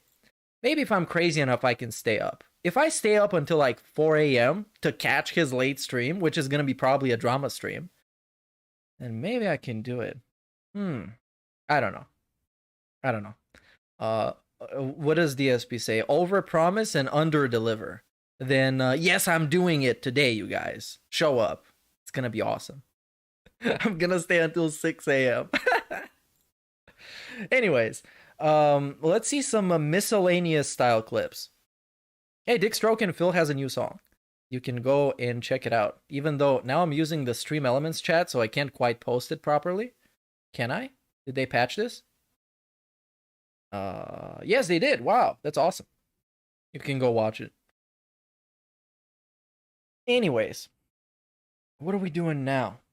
There's some new clipperinos. Where are they? Yeah, this is so this is something during gameplay, I guess. This is a memology clip. Big ups memology clip. This morning on the podcast, I was like, today, because there's personal stuff going on behind the scenes, I might be in a bad mood, I might have things going on, and for the most part, outside of the incredible amount of brainless trolling idiots who came by the stream earlier. So okay. The summary of Bust Day, right? People show up, people bring up the thing that people make fun of DSP about. It works. He cries about it. Question mark, profit. I mean, that's literally it. So you know that you can do this constantly and it's gonna work because he's giving you the response you want. He's getting super salty about something he shouldn't be. Oh, by the way, my camera's messed up. I have to fix it. Hold on, I'll fix that right now. Outside of those people, I would say the first stream was good. We had a good, did we finish the Indian food? We ate as much as we could. We did save a little bit of a curry. It was the aloo vindaloo. but I've not had any more. No, we had the leftover. I tell you, we're eating in order. So the thing we had made first this week was pasta fazool. So that has to be eaten first before it gets old. So we had that. What? You do have a fridge, right? It's gonna be. He's acting like he's living in a shack somewhere with no fridge. You can freeze it. You can just refrigerate it, man. Food doesn't go bad within 24 hours if it's in the fridge. It's basically going to be more leftovers tomorrow. So, no, I have no idea if I wore this shirt last year on this date. I don't track what shirts I wear on what dates at all. Unless it's a black shirt. Then we wear it for the emergency videos, the begging videos. A shirt is number one, if it's a day I'm playing some kind of Street Fighter, I try to wear a Street Fighter related shirt. Number two, yeah, bro, cut the bullshit. Here, your Hi, Kiflin. I am Kiflin, steward of Lady Syl. Unless you have reason to be here, your presence is unwelcome. Wow. Nathan Smith, how am I doing today? I'll be honest, Nathan. I'm gonna be honest, I'm doing trash. First stream went good. I really enjoyed the progress in Elden Ring. We had a chill time, but as I explained earlier today on my podcast, bro, no. When people say, "Hey, how you doing, man?" they don't actually mean it honestly, especially if you're an entertainer. You should just say, "I'm doing great. Everything is good. Let's have some fun," and then just have fun. They're not actually asking you. It's like when you see somebody at work. And it's like, hey, how you doing, man? Yeah, I'm doing pretty good. It's all good. How you doing? And then they say, I'm doing pretty good, man. Not too bad. Let's do some work. My life that are very stressful. Because they're not actually asking. And but of course, now we gotta be, man, like my life is so stressful. I'm glad you guys are here so we can have fun and I can escape from my life that sucks. It sucks. It definitely takes. What are we gonna do with this bust? I wonder. Oh, bust. It definitely takes its toll. I feel tired tonight. I feel exhausted. I feel stressed out. It has nothing whatsoever to do with this stream or anything. Okay. Right now. So why are you crying on this stream then? You can cry to your wife. Our conversation. It's just life. Especially if people are watching your stream specifically to make fun of you. It's not in your best interest to be talking about shit like that. And but of course, he knows that it correlates to getting more money because now you can see the leaderboard. The top tip is $5, and all we have and the tips total is $5. So we know we can bring it up. We can say, "Hey, man, I'm not doing well. What would make me really do well is if this stream was really positive. If there was a lot of positivity." Isn't the case, but it's just that's my life right now. That's my life right now.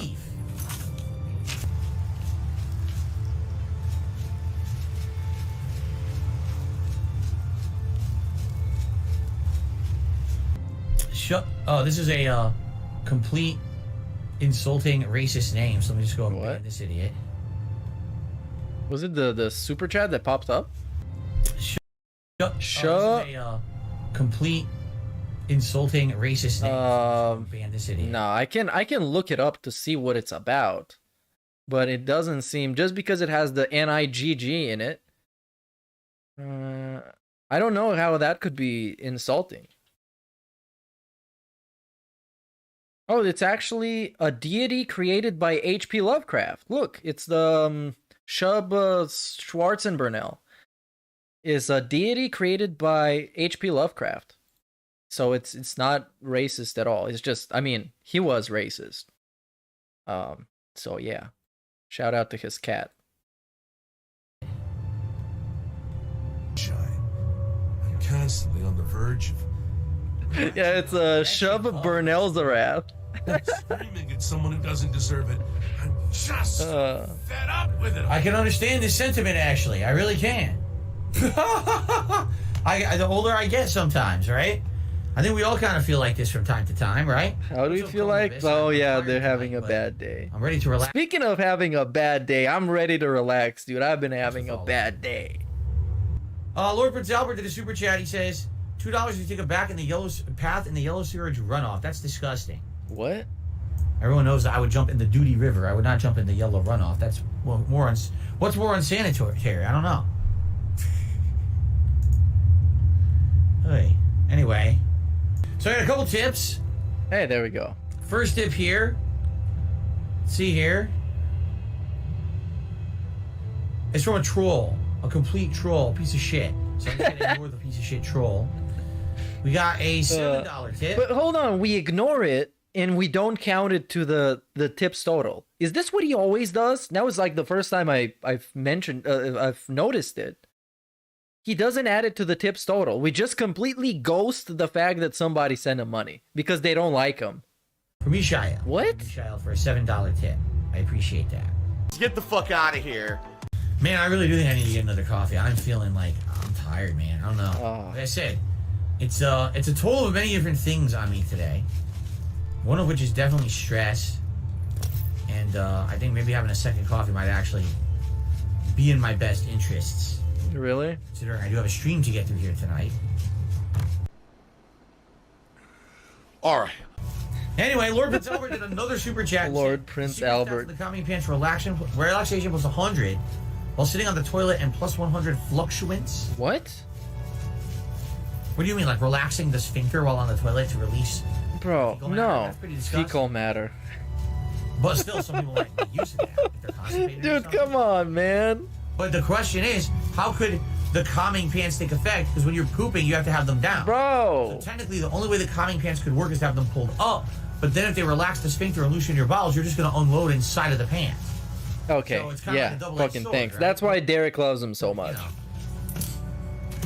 Yeah. Fuck me, dude.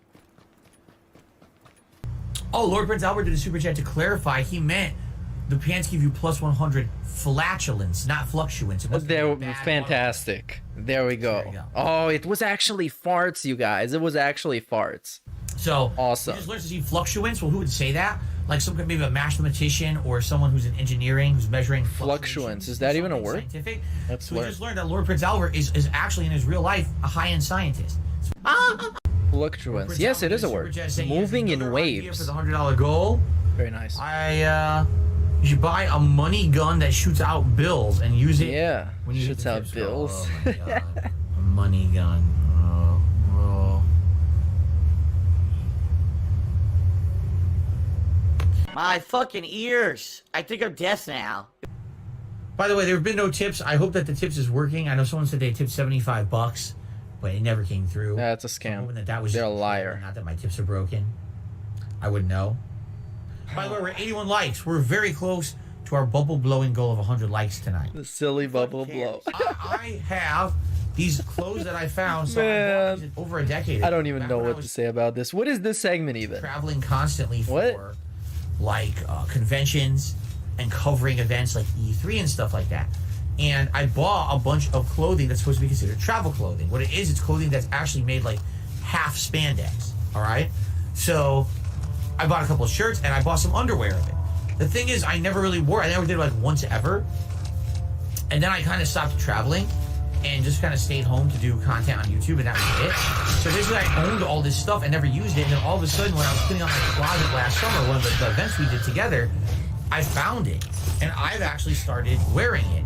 And I love it. It's very cooling. It's cooling and relaxing clothing. It feels nice. Him dressed up in a spandex like he's a superhero. Definitely, if you're someone who He wears his pants on the outside like a Superman. gets like swamp butt, Swamp butt. you know, like stinky pits. If you And wear stinky those clothes, pits. they actually aerate your body much better. Shout out. They're very frequent super chatters. Swamp butt and stinky pits. And you won't stink as much.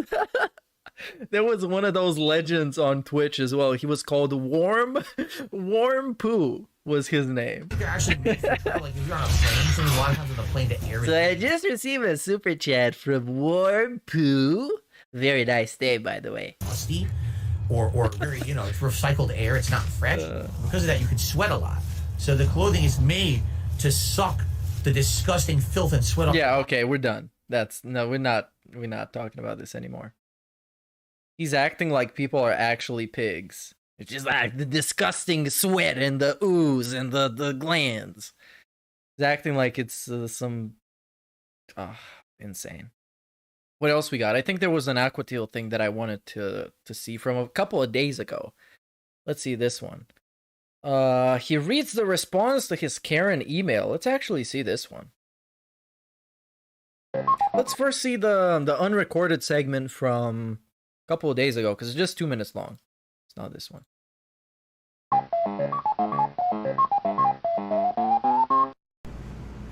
Rest up. All right, now it's time for our break.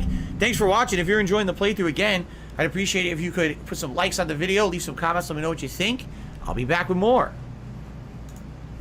All right, guys. Yeah, it's time now for our break of the stream.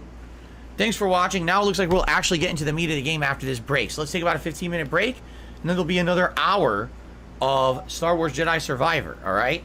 And thanks for chilling. Anyone, if you could support the stream in any way, it would be great. Support today has been slow. I don't know why. As you can see, we have less than $8 in super chats. We have no memberships whatsoever. As you can see, we can't actually see the total super chats unless we use like a third-party extension fill. So we can't actually see how many super chats you got. Range at the beginning of the game, and of course, and haven't increased. So, and 1 minute man is like the top tip. So come on, you guys, come on. All right, all right. The tips are frozen right now. I'll be back. But this is like, this is the worst time to beg, or at least plead for support, because, like it says on the screen right now, he went right after this. He went on a break for 20 minutes. It doesn't. This is not something I want to support. Like, okay, what? Everybody, I'm back. He left, as we can also see on the screen, he left 270 people just sit there for 20 minutes. And we got another hour of Jedi Survivor coming up. So come on, dude. Ready. In the meantime, who else does this? There was a tip during the break that I would like to shout out. Obviously, there we go. We got a tip. This was. It worked. Let's take a look. All right, so guys, one more hour left. All right, and it was some dumb shit. Any support would be greatly appreciated. And again, we beg. Fantastic. Completely died off when I started playing the game. Like, no exaggeration. I started playing. What, you just got... Bro, the animation for the $5 is still playing. And he's saying support died off. This tip has already been forgotten about. He's acting like it didn't happen. And, that was it. Man, support is just like, there's no support. Pretty much. As the animation is actively playing on a screen. So, anything would be appreciated. As simple as a like, or a super chat, or a membership, or a gifted membership. Or a tip. Yes, a tip. Yes. All appreciated, all right? I'll admit, the intro was slow. I think the intro was meant to introduce you to a lot of gameplay elements, but there's been like zero story development. Pretty much introducing you to a crew of people who are dead, so who cares? Yeah, we don't care about this. So, kind of messed up, but now hopefully we get into the meat of the game. Okay? And we didn't get to the meat of the game because he quit it. Anyways, let's talk about YouTube. Let's talk about it. Talk about my wife. No, we're going to talk about YouTube. Oh yeah, I wanted to read you the email from. This is hilarious. I gotta read this. By the way, what's going on? I wonder if he's gonna laugh or he's just gonna get really angry and toxic. Today? Usually when he says there's something hilarious he's gonna say, he just gets pissed off. Good to see you, Yoshino. Good to see you today. He's actually enjoying the game despite all these performance issues. So, I just thought, all right. I just thought you would get a good laugh out of this. Oh, so we're gonna laugh at when this. I received those false copyright strikes against here on DSP Gaming, okay? I wrote a lengthy email to the legal address at YouTube. There is an actual legal email address. Hold on, buddy. Email to. Hold on, pal. I thought this didn't exist. Huh? When people were breaking the law with his name, basically, there was no email. What? It didn't exist. Is that a new thing? They just made this last week? They just made this 3 days ago? Wow. It's a really cool thing that you accidentally somehow found it, dude, when it came to you protecting your own ass. Very interesting that email exists. At YouTube. But man, he was so fucking smug on his birthday. He was so fucking smug. I was sitting in chat for hours with a real person. It was a bot, by the way. They were shaking. They were stuttering. They were terrified. It was a bot, by the way. Okay. And just so you know, awesome. Here's how it works. Okay. Okay. How does it work? It's like legal at YouTube.com. Yeah, he knows how everything works now. When it comes to his ass, he knows how everything works. He basically invented it. He can even tell you how the back end works. Legal at support.youtube.com. He made the API. Okay. This is their legal email address where you can write things to them. All right? If you thought the YouTube chat system was bad, if you thought, because some people even accuse the YouTube chat of being a bot. I don't believe it's a bot. I believe it's a bunch of people in an office somewhere who are literally trained to give form letter responses based on a checklist that they have. Okay, why though? Why employ those people? If it's a template response, then you can just use a bot, Phil, and not pay human beings to do it. Because bots do exactly that, Phil. They have like copy and paste phrases they say. I don't think it's a bot at all. Because, for example, when I was talking with this person on Tuesday about the false copyright strikes, come Tuesday, they were very frustrated with me. Because how do you know? Telling them their help is not Did they call you the N-word? Did they call you the F-word? Did they call you a filthy beggar? Did they make fun of you for fapping? They didn't like that. They got upset with me. They got upset. How do you know they got upset? I'm like, well, it's too bad. Maybe and get another job if you don't like being told that what you're doing is completely insufficient. Maybe if you're gonna cry to YouTube about your business being in danger, you should get a new job. You should do something else. If you're the one who's constantly crying about stuff, and it's every platform that you're on and making money for free, not investing anything in it, maybe you should get a new job. To help anybody. Maybe. And just help yourself. But yeah, basically, you know, it was pretty bad. If you thought that was bad, YouTube support email is probably the most waste of time thing I've ever heard in my life. I wrote them an incredibly lengthy email. Yeah, well, that's your problem. That's your problem, dude. Your emails you write are way too long. Nobody reading that shit. You're not that important. Are you Mr. Beast, perhaps? I am being impersonated all over YouTube, and all these false copyright strikes are hitting other people's channels. Oh, and now this is happening. Hey. With examples. Wow. Of the YouTube channels that have been suspended or taken down. When did you do that, Phil? Impersonating me. When? Now? When his ass is on the line, he did this. He wrote him a long email. I gave them concrete evidence. When did that happen? That were taken down in my name. All right? That should not have been taken down. When did that happen, Phil? I explained to them because of their inability to take action, although I've notified them via the YouTube chat and their Twitter account. He tagged them on Twitter, and he texted a bot, and he expects fucking Susan to do something about it. Getting false strikes against me in retaliation. You see? Now when it comes to his ass being on the line, he finds miraculously, he finds the email of legal, and he knows exactly what to say, and he brings up, man, people are doing this using my name. I listed the false strikes against me. And now he did this. Now he's trying to make it sound like he's a nice guy. Right? Wrote them was very lengthy and very detailed. Man. It had tons of information Yeah, in I it. know Susan is gone. She's been gone for a while now. But it's cooler to bring up Susan because she's a known character instead of the new guy who nobody knows. We'll know about him when he gets in some kind of controversy. To explain the next time they fuck up YouTube, we're gonna know about him. Situation. And basically I said to them, listen, I just got off of the YouTube chat. The YouTube chat has told me that I need to get a lawyer and have my lawyer contact you, and essentially it's gonna become a lawsuit. Okay, and I said, I don't want. Of course, that's what they're gonna tell you. In litigation, I would much rather just talk directly with you and this legal department I'm emailing, and we can talk and figure this out amongst ourselves. You're not supposed to sue YouTube, you dumb piece of shit. You're supposed to sue the guy that it's hitting you with the copyright strikes. YouTube has really no legal hand in this. You're supposed to deal between you and the person issuing the DMCA takedowns. You're not gonna sue YouTube, you fucking idiot. We don't need to have court proceedings. We don't need to have money and time involved. We don't want to get dragged into bullshit. Let's just deal with this together, you know, and get it done. Here's the response I received. I'm not shitting you. It's not shitting you. It's really funny. The first paragraph says, it's the most generic email ever. It literally talks about every single possible thing that could go wrong with your channel. Listen to this. If your channel, this is all it says. Hello, If your video or channel has been removed due to copyright infringement, visit the YouTube Copyright Center.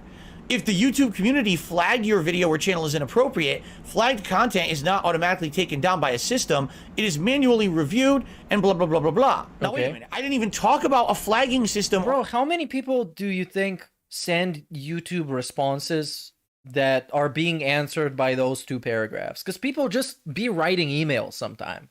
Hey, my video got demonetized for some reason. I'm just gonna fucking write an email to YouTube. They get probably thousands of emails like this. That sometimes the copy-pasted response just does the trick. So they kind of have to say this. Suing Google. So comically regarded. I mean, that would be hilarious. That would be hilarious. Talking about, right? Big ups. Please take some time to learn about our guidelines by clicking here. If you feel that anything has been done wrong against your channel, click here to appeal it. And then they keep going. If an individual within your video or an authorized representative believes that it violates a privacy guideline, click here. Okay. If you think an interaction with a fellow community member is considered... It does apply to some cases, right? Click here. It's not completely worthless stuff. They didn't tell you about back when they lost their job in 2009.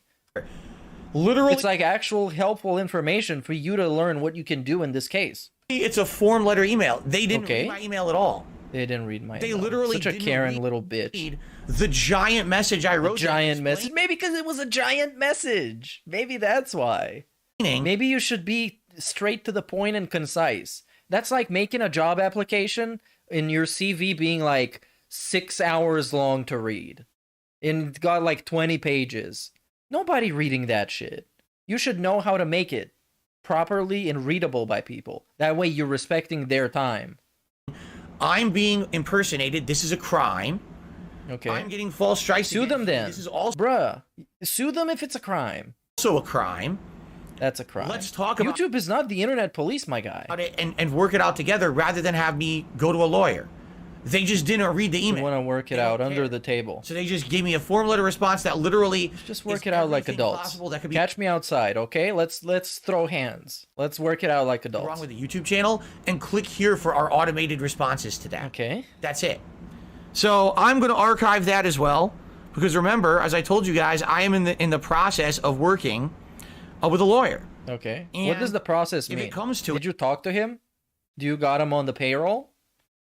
Which I don't want to. Did you just look up a Rikita video? Come to it, but if it comes to it, and you know, any litigation ends up eventually happening, I have all this evidence to show I did everything I could within my power to try to get some kind of a response or resolution or help from YouTube, and they have ignored me at every now it's 2 roughly hour-long conversations with the YouTube support chat. Okay. I reached out to the YouTube creators Twitter, they ignored me. Yeah, they ignore everybody. They just send you a copy-pasted response because everybody tweets at the YouTube creator. Do you know how many times a day I see somebody tweeting at YouTube creator just related to DSP? Hey, at YouTube creators, this guy's a piece of shit. You should get him demonetized like 5 times a day. They got thousands of tweets. They ain't reading any of that shit. Responded, and now the legal email as well. Nothing. And the thing is, he's gonna squeeze enough money for a random lawyer. That lawyer is gonna tell him, hey Phil, you're not actually gonna sue YouTube, you fucking idiot. You're gonna sue that person who sent you the false DMCA. And then they're gonna find out that info was probably bullshit, so they can't even sue anybody. And in the end of the day, he's gonna end up just giving some lawyer a bunch of money for him to tell him that you can't do anything about it. And you should just wait for the strikes to go away. But that's all gonna happen after the strikes are gone. So the strike's gonna be gone, he's still gonna be talking to a fucking lawyer. Or he's just gonna pocket the money. Nothing. They just don't care. Yeah, no, not gonna do anything. So, just wait 10 days, they're gonna go away, everything's back to usual like it was last time it happened. So, like it's every time it happened. Has DSP ever had a channel deleted because of DMCA? No. Never happened. Not even departnered. At this point, never happened. This time it's not gonna happen either. That's why he stopped talking about it. That's why in the daily rap he's talking about mysterious new ailments in issues and problems and stress.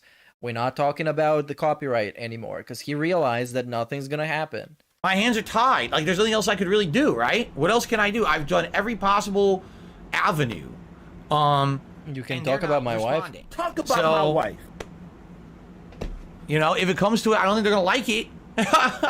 They're not. Nothing's gonna happen. And by to the them. way, here's the thing: if I end up ever going to court for any of this, which it might happen at this point, it's not gonna happen. See, it's not gonna happen. And you know, I'm probably gonna need help legally. There we go. And now we just begging.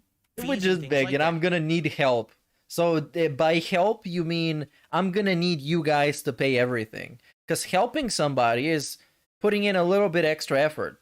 Because they're also putting in a lot of effort. You're just gonna pay for all of it. Yeah. Okay. I need a little help. But you can well bet Fantastic. that I'll be seeking out,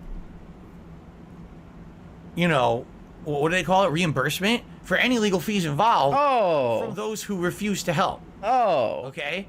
Nothing's gonna happen. You're not gonna take YouTube to court because if that was a thing that could happen over faulty DMCA, number one, they would fix their copyright system, and number two, they would fix their terms of service so they can make sure that would never happen because thousands of people would have sued them at this point. So this is not happening, Phil. Him thinking that he's gonna go up against Google and Alphabet and YouTube, not happening. That's a fantasy. That's some weird gin dream that he's had.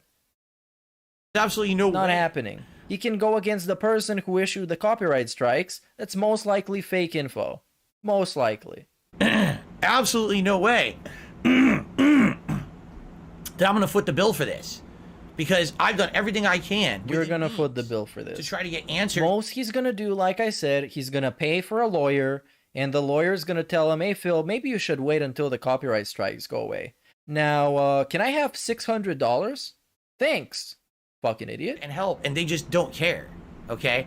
And by the way, no, I'm not saying that I'm going to sue anyone, but it starts with simply having a lawyer reach out instead. If something bad happens, give me money. But you should give me money in advance so I know what my options are. You and having a lawyer. You know, briefly, I just need money. Just give me money.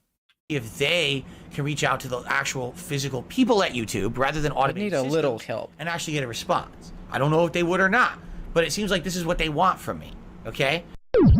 They're forcing his hand. Boy, my throat. He really doesn't want to do it, man. Man, I don't want to destroy this company. I'm probably going to make him go out of business. But they're forcing my hand, man. They did this. Frog in my throat today. Fantastic. Excuse me. I was having my coffee this morning, and a little bit went down the wrong pipe. You know what I mean? I was like, ugh. That happens. Anyway, so we'll see what happens. Oh, and then somebody is about to get banned. He says, can you show us your screen with the strikes?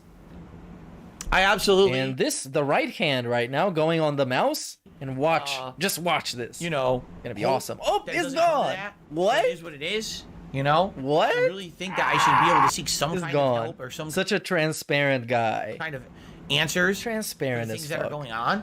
I don't think it's right. By the way, it's not that there isn't a precedent. You guys are aware this happened with Bungie, correct? Bungie, what? the makers of Destiny, had someone impersonating them. On YouTube, they were taking down everyone's content who was making Destiny content. And Bungie went to court and through an investigation with YouTube, found out that it was someone abusing YouTube's copyright system. Okay. And that person got exposed for being who they were and, Really? you know, What happened? they apparently got, I don't know if Apparently? the person went to jail. And we or don't whatever it know. was. But better call Phil. But just, I don't know, man. Like, I don't know if they got to jail, but it's like, bad things happen, you know? So you don't want bad things to happen to you. Actions have consequences. You know? You know? But this has happened before. It has happened before. So yeah, here's go the sue thing him. that Why are you just sitting here just being completely helpless? Go sue. I wonder if it's already Come on, happened, cowboy. There's already evidence that their system Draw. could be broken Come on. Let's and go. or abused. How have they not fixed it? Right? If you already have evidence, like surefire evidence that your system is inefficient and doesn't work and people can abuse it, and there's been a whole legal precedent established with a major corporation suing the system and the company, you know, why on earth, how have you not fixed it yet? I don't know. We don't know. The bottom line is, I don't know, but a bad thing can happen, so give me money. That's the bottom line of 90% of DSP begging segments. What if bad thing happens? Give money. That's the solution. That's the easy fix. Just give money. There's nothing that can be fixed by throwing money at it. It's something that I've learned from Phil, and I apply in my daily life.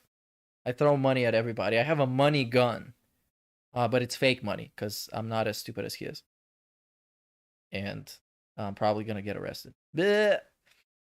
And here we got, what the fuck is this? Twitch. Oh, we have a Twitch salty segment from 2 years ago. Oh my god, look at all. If you go on his channel, you click on live, what you see is what happened on Twitch. I have no idea. And it's just you can't see this, it's off screen. You can see it now. Thumbnail is just him holding his phone. Then the next one. Let's talk about the Twitch suspension. Talk about my wife. Talk about my Twitch suspension. Then another one. Twitch suspends me again. No info. Need to talk options. Then we got impromptu. Waiting on Twitch / what? Hangout intro retrospective stream. Then we got Twitch. You cannot keep suspending me for false DMCA. I need answers. And then we got again false DMCA on Twitch. Again. Let's chill and wait for it to reverse. So I guess this is what you should have done in this case too, right? You just chill and wait for it to reverse. You already know the process, dude, but now we're talking about suing people. It's so full of shit, man. Oh, and here we even got chat replay. God damn. We got the whole stream and chat replay. This is amazing. Wow. So good, man. This is such a great stream. I issued the counterclaim about 45 minutes ago. There we go. And I'm hoping that they're going to take it seriously and they're going and immediately I press on a random place on stream and we get an almighty _Tevin $5 tip. I know we have our differences, Phil, but this stuff Superhound is doing to you is unfair. You just want to stream and have fun, and we just want to make fun of you. Don't go away. Oh, man. Man. That's fucking crazy. No, that's not the real Tevin. Anybody can make whatever name they want. Almost immediately. It's fantastic. All right. Fantastic. And all we got on the leaderboard is just top tip. Top tip and tips total. Please, I need that money. Someone at Twitch directly about this situation. And to say, here's the situation, it's here's bullshit. The deal. I need to know what you're doing to make sure you don't keep shutting me down. Here's the deal. I'm gonna steal something from your house if you don't remove my suspension. Okay. Here's the bottom line. I'm coming for you. And if I don't get that, I have a hatchet, you guys. I don't think I can. And a bad back. So I can't go fast, so I'm gonna take care of you real fast. Stay with Twitch, even though I want to. All right? Even though I absolutely want to stay on Twitch with that community that I built, and I want to keep those emotes. And we've heard this like a million times, dude. It's just the dude is crying about copy-pasted responses from YouTube, but that's all his drama streams are. It's all what it is. It's fucking copy-pasted every time. It doesn't matter what he gets suspended or hit by DMCA or suspended for hateful, racial, or harmful slurs. It's always the same song and dance. It's the same thing. So this stream starts at 3:45 a.m., dude. This shit fucking sucks. I'll be dead. And we got somebody in this chat saying upcoming W stream. Oh yeah, you know that stream is gonna be a W. You know that's gonna be a massive W. He's gonna win today. Today is the day when he wins. If not all the other days in the last 15 years, today he wins. And he's gonna make a new short. About we fucking stick it to the trolls again. I destroyed them. And has he been putting out less shorts? I guess this is one that he put out. I can't see when. Let's see the comments. 3 days ago, 1 day ago, 8 days ago. So yeah, he's kind of given up on the shorts, even though somebody else is making it for him. They're just not bringing in the effect he wants, which is, I guess, 1 million, billion, trillion views. Which I guess you got your expectations a little bit too high. What's up on the DSP Reacts channel? Because that channel is really good at being terrible. Let's see. DSP Reacts, The Cost of Concordia, Part 1. When Stupidity Leads to Disaster. This should be the subtitle to DSP's life story. So let's see this. Q&A, A Finger in Wendy's Chili. Oh, wait until he hears about the Burger King foot lettuce. It's gonna ruin his life. Welcome to the Internet Historian React event. Premise plus initial video voting. This shit is half an hour long? Him telling you that he's gonna watch a video by a certain guy and running a poll is half an hour long. It's 30 minutes. 30 minutes. Fuck, dude, what the fuck? And then, a monster prize fight for the ages, Godzilla vs. Kong 2021. And it got, bro, not even 700 views for 2 days on a movie review. Of course, it's a movie from 2 years ago, so who would be looking up reviews for that movie? I mean, come on. And I guess his reason for not being able to watch recent stuff is that he needs to go to the theater, and it's very expensive. So obviously he can't do it. Even though they're movies that come out directly on Netflix, and he can just watch one of them day one for 2 hours, and then make the video, and the video is going to be out 2 hours after the movie is made on Netflix, and then you can get more views. You know, day one views. He knows how it works. He's been doing it for a long time. Let's see what else we got. Rambo sings, Bambo drinks, and we suck a dog off. Peacemaker should have worked, so what happened? I haven't seen this. But I did start watching The Last of Us, the HBO series, and I got to episode 4. So I want to see what he has to say about that, at least briefly.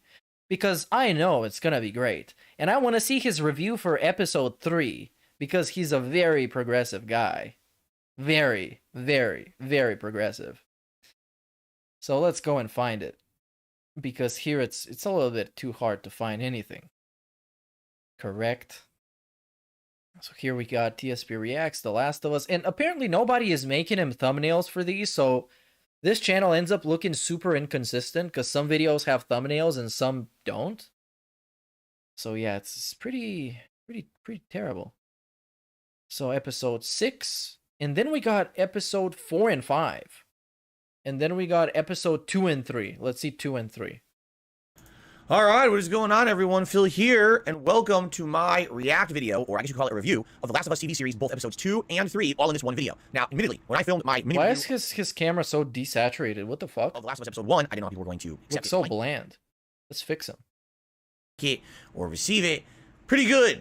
It's been out for about 24 hours now, and honestly, it, got some pretty good feedback. Seems like people really enjoyed hearing my opinions on the show. Although some people are very contentious about it. Very, very critical. Oh, you misremembered certain things about the game and stuff like that. And that's fine.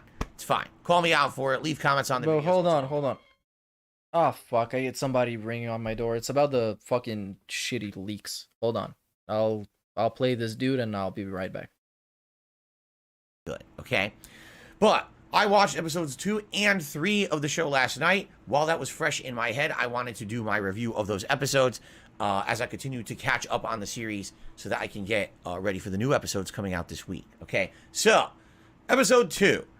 Interesting because unlike episode 1, where I criticized it heavily and I said, man, they changed a lot of stuff and it doesn't really make logical sense. Episode 2, almost nothing whatsoever was changed from the game except stuff that made logical sense. So cutting out all of the gameplay parts that with a lot of combat and sneaking basically makes this an abridged version of the first 3 major parts of the game. They're exploring a flooded hotel, they're going to a museum, and they're going to the Capitol building to meet with the Fireflies. And what was interesting about this was they did make some changes, but I think every change kind of made sense. Obviously, you don't need those combat segments, and therefore, because there's no combat segments, it's going to feel way more fast-paced. Within 1 hour, they're going through parts of the game that took several hours to get through, and that's okay. At this point, I do feel like the characters are fitting more into their roles from the game. Like, I felt like Joel, Tess, and Ellie all were kind of behaving how they did during this part of the game. In addition, many of the scenes I noticed were almost shot-for-shot recreations from the game. The museum looks literally like the museum from the Last of Us video game. I think they actually designed the hallways, rooms, and even attractions to be lining up with what you saw in the game, and that's a good thing. That level of attention to detail is much appreciated. By the way, it should be called out. In my episode 1 review, I was very harsh on Neil Druckmann. Well, Neil Druckmann directed episode 2 of the series. I would argue this is probably a really, really well done episode for how he did it, you know, making it as close as he possibly could to the game without changing much. I mean, there's a few nuanced things that are changed, the order, that a few things happen at the end of the episode. Now, keep in mind, there's spoilers. This is a review of the episode. I'm going to be telling you spoilers.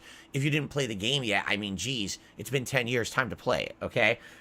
So, if you remember, when they finally reach the Capitol building in the game, what ends up happening is they run into, well, they're looking for the Fireflies, if you remember. And as they're looking for the Fireflies, they end up running into, is it FEMA? Or I don't think they're called that. Like, whatever they're called, the government agency in the game, I don't think it's called the same that they're called in the show. Like, they made that name up for the show. Fedra, FEMA, whatever they're called. FEMA's real, but I think they're called, like, Fedra or something like that. So basically, you end up running into a bunch of people who are out to kill you at the Capitol building, and there's a ton of combat, right? Like, a lot of combat at the Capitol building. And I remember seeing you around as Joel and doing stealth takedowns and everything while you're trying to regroup with everyone and protect everyone. But if you remember, what ends up happening is basically you're in an untenable situation. There is no escape. But then Tess fesses up and admits that she had been bitten. And we know there's no cure, right? So Tess decides she's going to sacrifice herself so that Joel and Ellie can escape these bandits that have them cornered at the Capitol building. And if I remember, and you guys again can correct me, isn't it true that when they're at the Capitol building, they find the Fireflies, they're dead? Damn you. So again, that's very similar to what happens in this episode, where first they're going through like abandoned buildings and streets, then they end up at the museum. At the museum, they run into the clickers for the very first time, correct? And the clickers are creepy as hell. First encounter with these crazy mutated creatures that looks like they can't see, they're deaf, but they're still extra deadly because they're like super powered basically, and they're out to kill you. Same thing happens in this episode. I will criticize it in this way though. In the game, you're playing a video game, everything is done artificially by a computer, right? So they probably designed these animations to make the models move a certain Okay, I'm back. It was literally nobody. I wasn't really sold by the clickers and the show. They looked like people wearing costumes to me. Like, especially if you noticed, you'll go watch the episode again and you're going to notice something that's very, very common in TV shows like this. Shaky cam. For some reason, as action is going on, the camera starts to shake. Like, instead of being a steady shot of the action, the camera starts going like this. Now, it's a directorial choice, and I actually I'm not criticizing Druckmann for it in this episode.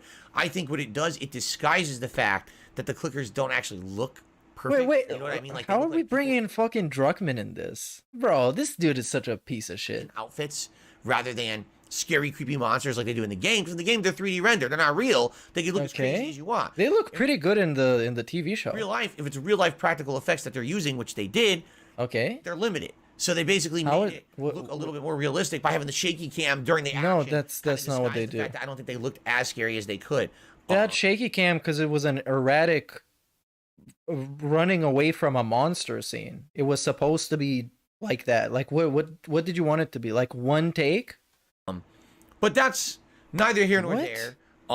It's still well done. How did he fucking make this about shaky cam? Like I said, the museum scenes all done very, very well. And then when they get to the Capitol building, I think the only difference there, they still find the Fireflies dead, but the difference there is that they don't run into bandits or government. So this, like, his whole review is just pointing out, hey, this was in the game and it was in the TV show, and here's how they're compared. This is not really a review. And it's not really a comparison because it's bad and he's misinformed. Infected are coming. And when the infected are coming in the show, Tess is the one who sacrifices herself to stop the infected, and then Joel and Ellie get away, while in the game, she sacrifices herself to kill off the bandits that are after them. So it's a little bit of a different twist, but honestly, it's not that big of a difference. One really creepy scene is when Tess's last scene is when basically one of the creatures comes and basically puts the cordyceps tentacles into her mouth. It's disgusting. That was creepy. Romantic. I guess it depends on your perspective. What? I guess if you're a cordyceps zombie, maybe you thought it was very, very romantic, and now basically he'll marry her or something. That was a creepy scene, dude. But I anyway, guess. I really liked episode 2. Okay, so he liked it a lot. Was very close to the game. It was close to the game. They should just make a shot-by-shot remake of the game. Including the parts where you just walk around and you do environment puzzles. He could to remain faithful. So Phil can be satisfied. He can know exactly what to expect at every point. To the source material. Why should we actually make a TV show at that point if we're not going to do anything different? Because it has to be like exactly the same for him to like it. And he's licking his lips again. Didn't veer too far from it. The characters were more in line with what I expected from the game this time. Tess's death is dealt with very respectfully, even though this slight change of events, they're not, fending off these bandits. Instead, they're fending off the infected. Okay. Still a good way for her to say goodbye and give her a big explosive end. Yeah, they should make the characters die and then restart the segment. To say the least. Nice. I really like episode 2. Liked it actually way more. I heard that horse enjoys eating pig when tossing salad. It's entirely possible. I can't confirm nor deny that. In episode 1, there if you can believe it, I actually did. Big ups for the sub, Arabic name. Let's look up actually game. He says 43 times game in the transcript. 43 times. Look at this. Game. He says game in the transcript. Game.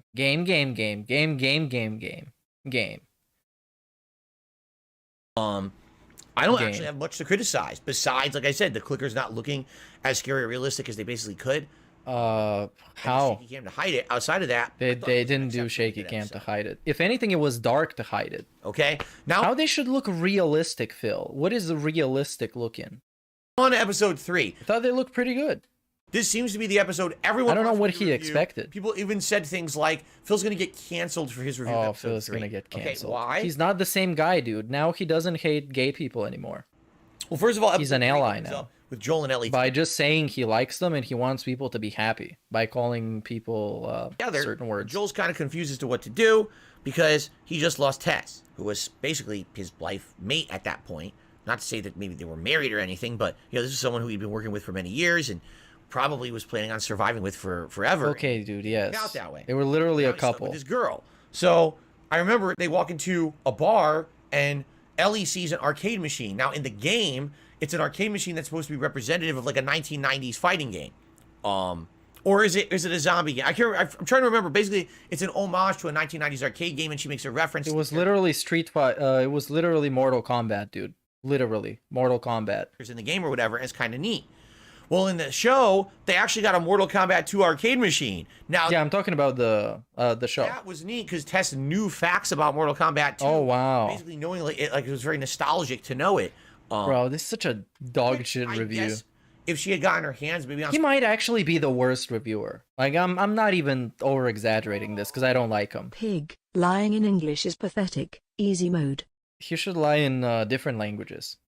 I would definitely watch that. Magazines or something. And read the transcript. I think maybe she would have known because she directly references the character Melina. Like, yeah, Melina, the deadly assassin who, if she takes her mask off, her face is covered in razor sharp teeth and she eats your body and spits your bones out. I thought that was a neat twist to actually put a realistic game, a real game from real life from the 90s into the scene and have the real arcade cabinet there. That was cool. That was a nice touch that linked directly to the games. Now, the major thing that everyone talks about in episode 3 is the insanely different changes to the plot in regards to the character Bill, right? Oh, he's gonna lose his shit over this. It's not like in the game. It should be like in the game. When this minor character that's there for 5 minutes should be different.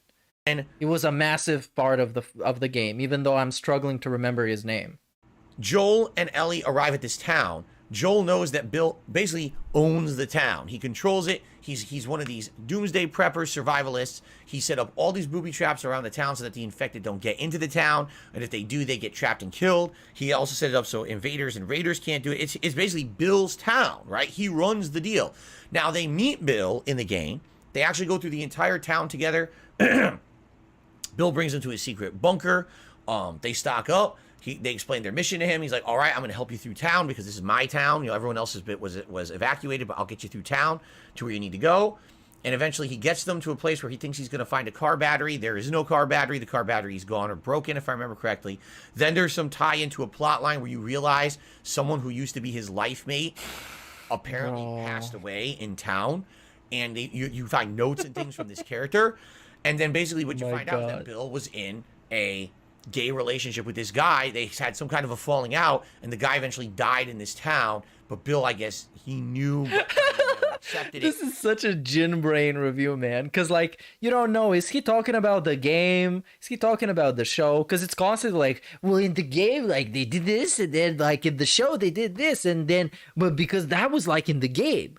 But, like, in the show, life made in the game, and then in the show, in the game. And then, correct? So, in the game, in the show. And so there's this kind of closure, but Bill's very sad about it. And then Bill basically helps you out. And the next part of the game, you go to a high school. And now we're about the game. Okay. Okay. And trying to survive. I can just pull up like a fucking playthrough if I wanted to do this. Is the show good? Was the episode good? Was it shot good? Was the pacing good? Was the acting good? How was the sound design? How was the action scenes? So Bill has a good segment of the game. Okay. Now, okay. In the show, it's done completely differently. It's in different. The show, it sucks. Basically, it shows some flashback stuff of how Bill, in 2003, when the outbreak happened, he was a doomsday prepper. He was a survivalist. He had, cameras in his house. And he had a hidden bunker under his house. So when the government agents were coming in to clear out the town, they didn't even know he was there, and he got left behind because he wanted to be. He then turned the town into his own personal fort, basically, locking it down with all the security cameras or whatever. And then someone who had escaped, I think he said it was from Baltimore, Maryland. Bro, it doesn't fucking matter. There was a camp there that I guess got overrun by the infected. He was trying to survive, and he just stumbled upon one. I think he was from Michigan, but doesn't matter. Laid outside of town. Bill rescues the guy, gives him his first real meal in ages because Bill is self-sufficient. He's growing all this food and everything in town. This guy basically a gourmet meal. Gourmet meal. A gourmet meal, bro. Away. Oh. Cooking skills. Then Bill, he finds out is a music, like he can play a piano and sing, and basically they fall in love.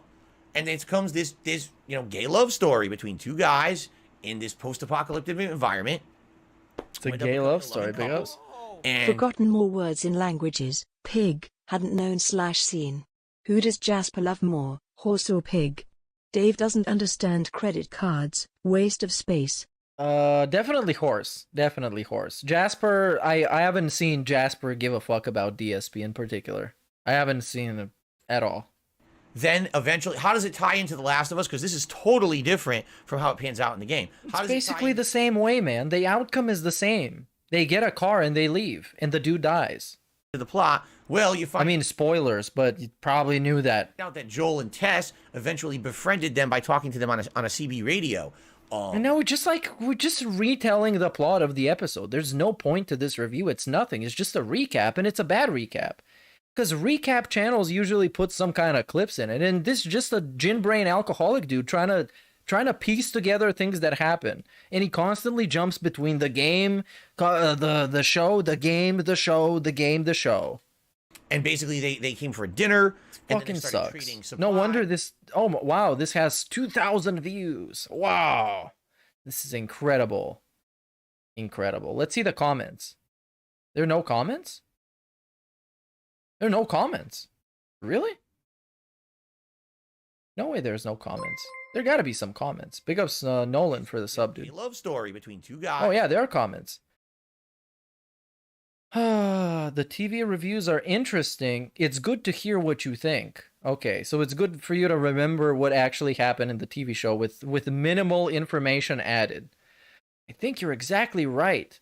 And it's what I've been saying. It's a good episode, but very strange. That it's the third episode of an only 9-episode series. It's thematically related, but it's not in direct continuation of the main story. Wow. Big ups, Terry. Big ups. Awesome. They should have shown them walking around town and talking about how zombies are bad. And moving ladders. It's fantastic. In this post-apocalyptic, Joel actually helped Bill to fortify the settlement, telling him that, look, you need better defenses because raiders are going to come by one day. And then there's actually a big scene where raiders come by one day. Bill's defenses actually protect him And I forget the other character's name. Forgive me for this, because he wasn't a big part of the game and he was a big part of the episode. I totally forgot his name. Frank? Basically, the guy he's in a romantic relationship with, they live together. You know, they're a couple. Basically, he's protecting them from invaders. Bill gets shot, and then the other guy saves him and does, you know, surgery on him and saves his life. So it's kind of really interesting.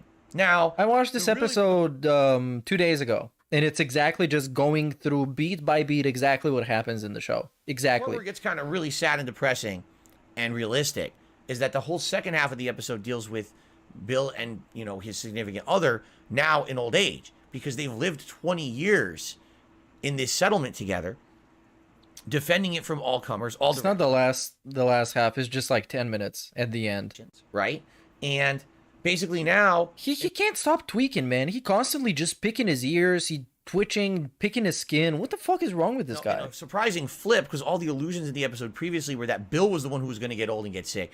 His partner gets sick.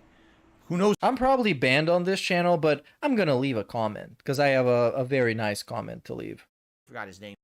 And I'm gonna be very nice. I will say, nice recap, Phil. Exclamation. Okay, I enjoyed this episode very much. I just remember what happened in the episode. And it's very realistic, dude. It's like the real life. Maybe it's cancer, leukemia. You can't tell. And of course, in the apocalypse, doesn't matter, man. Treatment for this, so they're doing what they can, giving him drugs from the local drugstore or whatever. But he's not going to stay alive, right?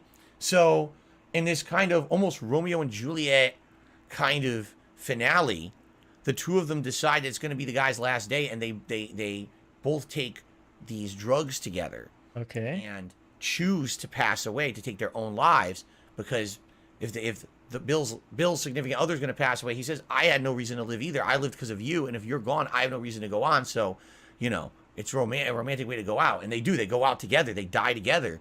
And then the end of the episode is when Joel and Ellie show up, because Joel has the gate codes. He was friends with the guy, and finds a letter. Well, I guess Ellie finds the letter saying that Bill is leaving everything to Joel. If Joel finds it, Joel will know the codes already, so he should know how to get into the bunker that's hidden, and they can have whatever they want. And so the episode ends with Joel basically grabbing what they need.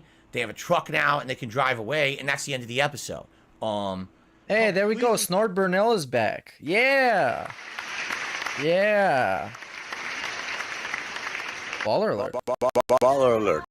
I need my boyfriend.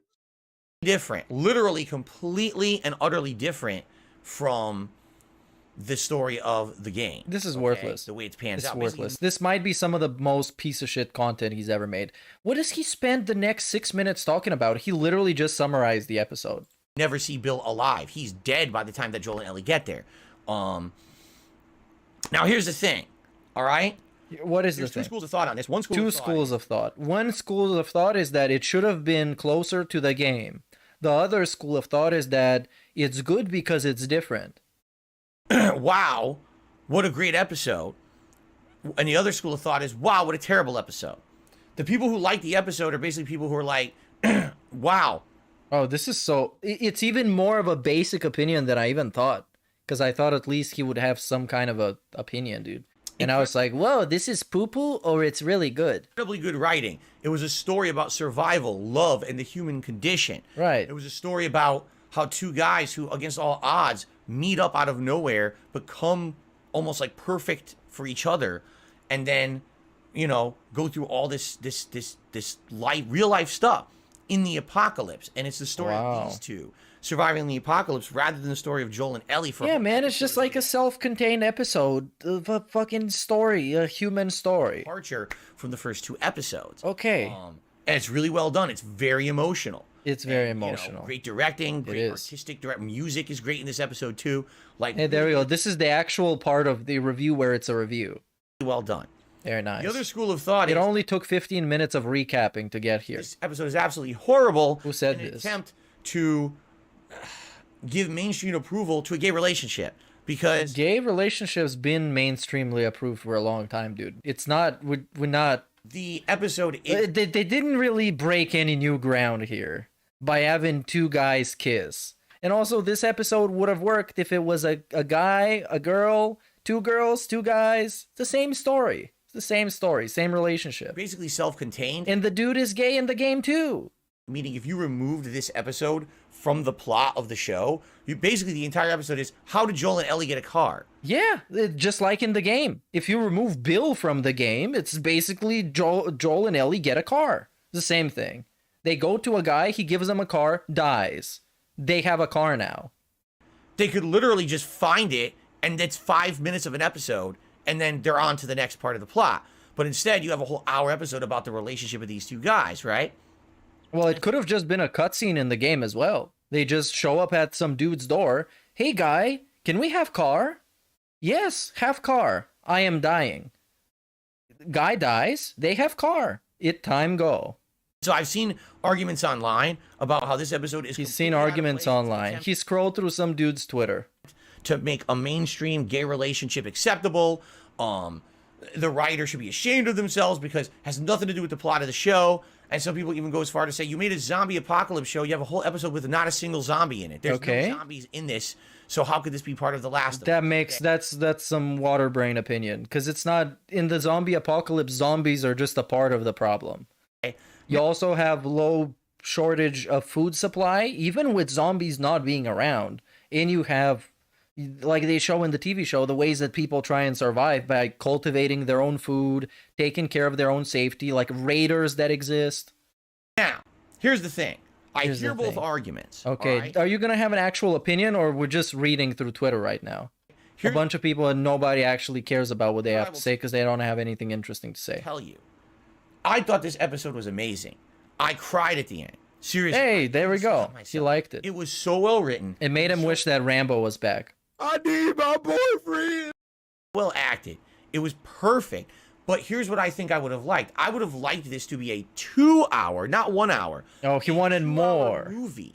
What? About the lives of these two guys. And add in even more good stuff happening. Like maybe what? Have some zombies actually really... I take it back. There was one zombie early on in the episode that hit a trap, right? But show a zombie, maybe a mini zombie horde come by and show how they adapt and how they take care of that. But why would that matter? They already showed that in a montage in the beginning, how Bill made his whole like survival place and how it all works. It's all just visual storytelling. Why would they have to have a specific segment of a zombie showing up and they shoot it in the face? Show how maybe they leave the town a few times, how they deal with that. Show some of their interactions with outsiders like Joel and Tess. And make it a 2 hour full-length feature film that's a spin-off tie-in to The Last of Us series. I do feel... He wants it to be like The Walking Dead, basically. Just pad it out. Make it more and longer, even though it's perfectly good the way it is. Like, the episode was absolutely amazing, and I thought it was great TV content. And I don't care if they're gay. It's still an amazing human story that made me feel so emotional. All right, seriously, like I was torn up at the end. At the same time, I think people have a point saying, "What the hell is this doing in The Last of Us? Why do they have It's a out of point? place." A story like this, for a show like this, maybe would have worked as the 5th or 6th episode. Why? This is only episode 3. We've just established what's going on with Joel and Ellie. That now Tess is gone, and it's Joel who has to find a reason to protect Ellie and or get them somewhere safe. And all of a sudden, you have an entire episode of departure from that. It really kind of kills the momentum of the show, in my opinion. It's absolutely false. They gave you a very good perspective of who these characters are, because there were, up until this point, 3 characters, only 3, that were in both episodes consistently, right? You got Joel, you got Ellie, you got Tess. Tess died, episode 2, in the end, right? Joel, you look at him, you know what he's been through in episode 1. He's a hard ass, he's afraid to be vulnerable, he's tough, he's very suspicious of everybody because he knows danger is around the corner. You know how Ellie is. You already know about him. Because of and that's not even taking the game into consideration. Even if you haven't played it, you should know how they are. Timing. I feel like it shouldn't have been this early on in the series. Later on, it would have worked, but where it is now, it kind of breaks up the momentum of the show. I also do think, yeah, there's a point to be said. This is supposed to be a show about the zombie apocalypse. And some of those episodes are, like, no joke, an hour and 20 minutes long. A normal TV episode is like 45 minutes. Now, you can argue, well, The Last of Us game isn't just about the zombie apocalypse. Anyone who says that never played it. It's about human drama. I agree. I actually think the writing of The Last of Us game is some of the best writing about human drama I've ever experienced in a video game. Realistic characters who have roles, but then those roles change over time. They evolve, they differentiate, and they become different people by the end of the game. It's insanely good writing, and it absolutely is about human drama in the zombie apocalypse. You understand? The thing that makes The Last of Us stand out is that it's not just another drama. You could watch any drama on TV, right? But the difference is that The Last of Us is also set in a cordyceps zombie apocalypse. That's kind of the point. People do have a point, that's a valid point, saying, why does this episode really have nothing to do with zombies? You're right. I can't actually say to someone, you're wrong there. You're absolutely right. Again, maybe that's why this episode would have made more sense if at this point, like, if you're not gonna actually talk to somebody about it, like Angry Joe does with his friends, when they actually talk about the different opinions, you're just like fighting shadows at this point. We're talking to some people on Twitter, and he's taking their arguments and putting them through his filter, and in the end, it just with spouting a bunch of bullshit. Just tell us what you think about this. Don't be talking about, oh, but somebody on Twitter said that it's this, and I think he's a poo-poo head, but I can see where he's coming from. Unless you're actually talking about it with somebody, it just waters down the video, and it makes it really hard to sit through. Later on in the plot, as opposed to so early on when we're just trying to establish the rules of the universe and everything, and what's going to happen with Joel and Ellie, and all of a sudden, oh, now we have this literal disconnect episode. I still love the episode. I would have, like I said, I would have loved this even more if it was a standalone thing separate from the series as its own movie. I want to learn more about Bill and his significant other and their relationship and how they... And it's also like, there's no place in that video for random dudes' tweets. Like, even if he pulled it up on screen, it would be like, look at what Movie Bob said. Movie Bob said this. Like, bro, this is your review. Who fucking cares about what Movie Bob says? Or some random numbers and letters username on Twitter. The acting was so good. Just tell us what you think. More of it. But it did break up the show. All right? I loved it, though. Like, I think it's a great episode of TV. I mean, the damn thing should win awards, in my opinion. But at the same time, people have valid criticism saying this didn't feel like it was in place with the show. It's not. The show's about Joel and Ellie. What happened? I agree. Okay? So, I loved it. Episode 2 and 3, I like a lot. I like them way more than episode 1, actually. I think 2 was super, super close to the games. Thumbs up. 3 was totally different from the games, but still so well done. Thumbs up. But I agree, it kills the momentum of the show and definitely should have maybe been separated or done a little differently to tie in better, because it really doesn't. Okay? That's what I have to say about episode 2 and 3. Man. I hope that you guys... Okay, I hope you guys enjoy is like the worst fucking thing. You're serving me a platter of shit, and then you're like, oh, bon appetit. I hope you think it's great. And then he comes back to your table and it's like, did you enjoy this platter of shit? Did you think it's delicious? I hope you enjoyed it. I really put in a lot of work into it. It was very hard to pull together. Let's see. Backstabbed by the side scrollers. This got 15,000 views. A massive drama video, 2.5 hours long. 15,000. Then we got a Sonic the Hedgehog 2. Is a fast-paced, colorful romp. DSP Reacts movie review. That shit ass. What else do we got? I mean, it's nothing on this channel that's really worth anything. It's just like, I don't know what to tell you. I don't know what to tell you. It's just trash.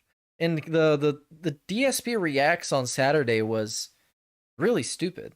There's not much I can add to that. It was just stupid. He watched a bunch of random videos, complained about tips, and complained about some of those videos because they were too slow or too fast or too long or too short. Or yeah, there we go. In this, I like this thumbnail because you can see Steven Seagal where DSP is supposed to be, and I guess that's the joke. Because look, Phil looks just like Steven Seagal, but it's way more appropriate comparison because DSP is basically the Steven Seagal of whatever he's doing. It's a has-been from back in the day. He had 1 or 2 good things that he made. He got some kind of a follower base. He's toxic as fuck. And he's narcissistic. And also he has a bad goatee. So there we go. Big up Steven. Steven Seagal. Then we got the Suicide Squad. Better than the first, but a bit confused? Confused? I don't know. Maybe. Maybe not. I don't remember it at this point. I just know I watched it. Feasting with Phil, the tasteful truth. BJ's Tavern food, pan pizza and nachos. This was this actually like really really annoyed me, because after every bite he was just looking around with the food in his mouth. Just look at this. Like, this is a good example. He would take a bite, and then his eyes would just start rocking all over the place. Look at this. It's like he's processing the food. Okay, this wasn't a good one, but there is someone. And it's just like, I've never felt like I would ever be frustrated by looking at somebody eat. But like, he manages, man. He's annoying at every fiber of his being. He's annoying as fuck.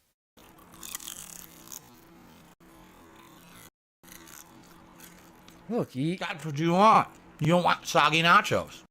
And we gotta talk with a mouthful. Everything he does is just obnoxious. It's almost like it's intentional. It's almost like it's intentional, dude. It's I can't.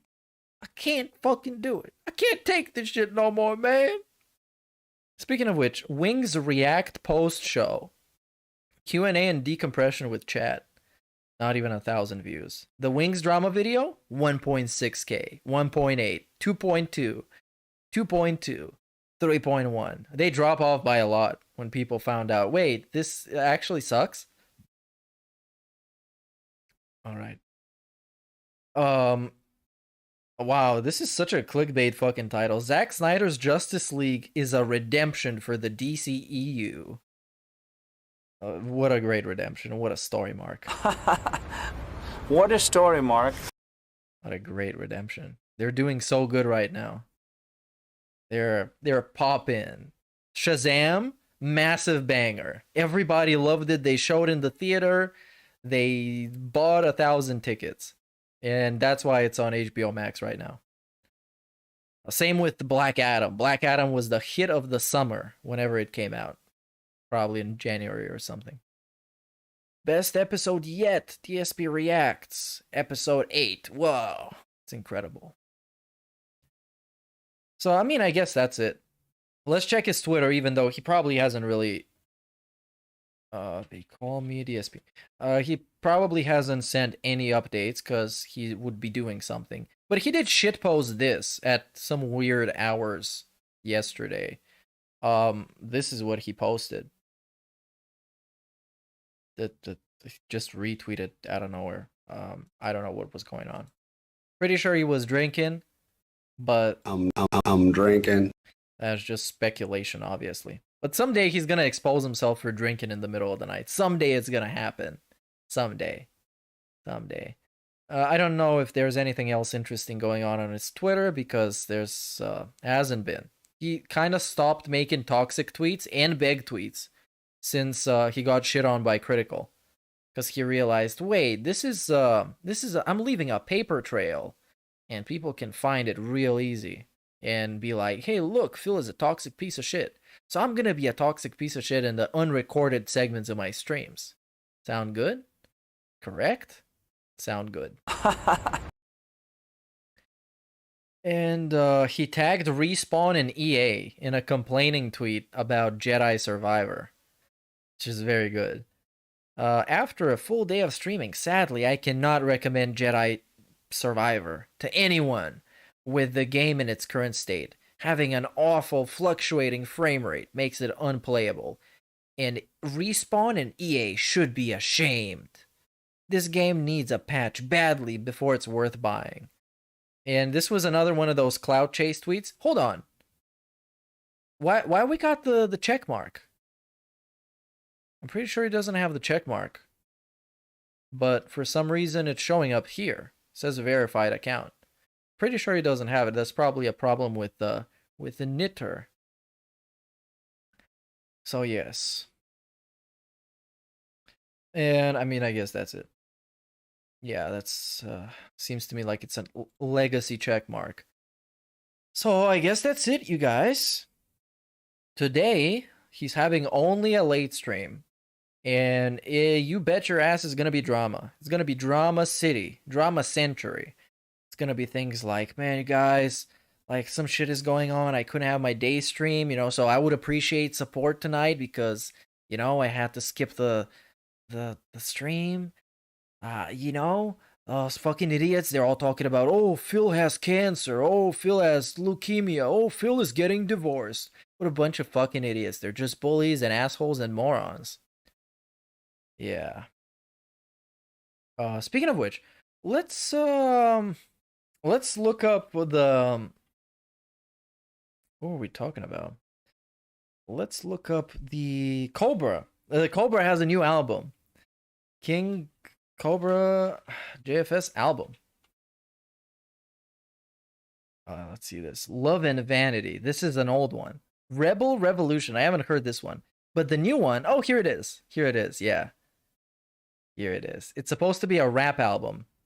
The following rap album contains some very inappropriate language. This album is for 18. Yeah. This album may be too gangster goth for younger audiences to handle, so adult content warning contains coarse, strong language and reeks of bad boy goth attitude.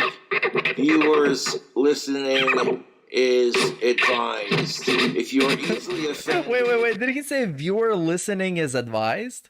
Reeks of bad boy goth attitude. Viewers listening is advised. Viewers listening is advised. If you are easily offended, well, I got just one thing to say. If you are offended by this album, kiss my Asperger's. I'm sorry, I like to titty fuck KingCobra. He has a massive... Oh, and he samples Stroll messages, dude. Because Josh is one badass motherfucker who gets mad pussy and all the chicks, and he shreds guitar better than anyone. His trolls do, and his trolls are pussy butt crack licking ass fucking losers who like to suck their mom's cunts. Hey, I'm Siri, I told Cobra's trolls to eat shit and to lick a bag of horse cons, and they're just mad as hell because Cobra is cooler than they are, and they have no fucking life, and they like to drink piss out of you. What? Pussy out of a Dixie cup, are they sucking Cobra's dick, and the trolls also like to fuck KingCobra's dick because they wish they could be as cool as he is. Hey, I'm Siri, why do KingCobra's trolls like to suck farts out of his butt crack? Why the fuck do they haven't even started yet. Let's go. Oh no, nothing. Are you serious? Yo. Cobra rules this bitch. Hey, I'm Siri, I told KingCobra's trolls to lick his ass crack and... Are you serious? Can we actually get to the bars? Greatness. Yo, you heard what Siri said, check this. King Cobra making a rap song, what the fuck is this shit? Okay. This is supposed to be the second song called Fuck the Trolls, and it's 6 minutes long. If you couldn't tell. Yo, check this spit right here, man. I'm checking it, dude. Come on. Let's get to it. Fucking 4. Yo, hanging out with Ozzy Osbourne. The fucking trolls are mad. They're jealous of my rebellious spirit. They can't admit it because I'm the spirit. The liquor and the chase. These fucking trolls are a disgrace. I'm the liquor and they're the waste. He's so offbeat. I'm trying to struggle to realize if he is late or he is early to the beat. There's just like a beat somewhere there. Fuck all the fuckers fucking with me in cool taste. Oh, these trolls are mad because they got a scorn to settle. I got them pissed off like boiling hot, like popcorn on a fucking kettle. Yeah. Watch the dust settle, like Kansas dust in the wind. They're just mad because I found their mom's OnlyFans porn. Yo, okay. The trolls. Yo, I go on acid and mushroom trips. These fucking trolls are mad just because they got the fucking drips. And their fucking daughter's looking hotter since she turned 18 and got them tits in the ass and them fucking hips. Yeah, tell him. Let's find the Fuck Cyrax song. I want to hear that one. That's the 5th song, so it should be like 20 minutes in or something. Probably here. Trolls. You fucked in the head and your world is so dead. Oh, is this a chainsaw?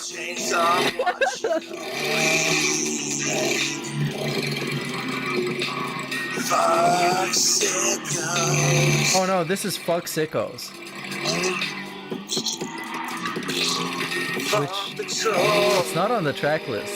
Yo, I said fuck Cyrax, fuck the Oh, fuck Cyrax, okay. bitch, you fucking ass pedophile, fucking disgusting bitch. You get in the bell tower bashing while I'm smashing your skull on this church bell, cause I'll be partying with Satan while I see you burn in hell. It says satanic 11 rules of the earth. Rewind, satanic. Okay, this fucking sucks. This is not even like ironically listenable. 11 rules. All the bullshit about love on blast, so suck my autistic cock. Fuck all the trolls telling me I'm never gonna get pussy. You're nothing but a little shit talking wussy. You can kiss my fucking white autistic tushy. I can tell you one thing, I know my trolls ain't getting nookie cause they spend all day trying to fuck with Cobra. Slow down, brah. I realize your life is dead. More dead than my sex life, and that's enough said. Fuck the trolls and fuck love. Hey, yo, and my trolls are more fucked in the head than love. Enough. Alright, let's listen to the metal album. That one is good, I promise. The following song is called Society's Anxiety. Enjoy. This is what Death Grips would sound if they made good music. This is Death Grips, but actually talented.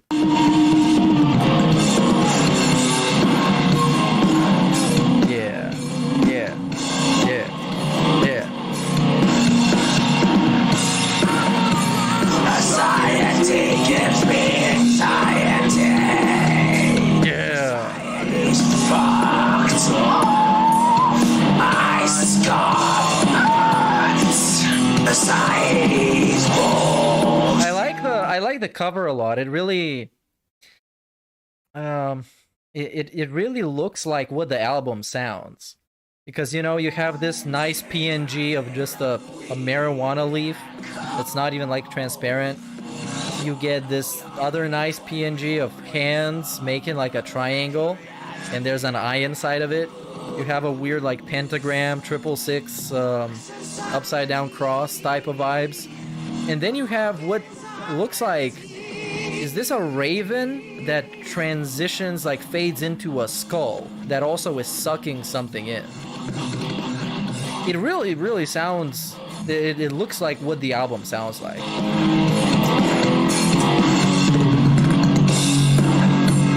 Society has its own anxiety. Okay, this song is called Drink Beer. Okay, this song, I love this song already. I'm loving it. This is the type of music I listen to. I'm drinking.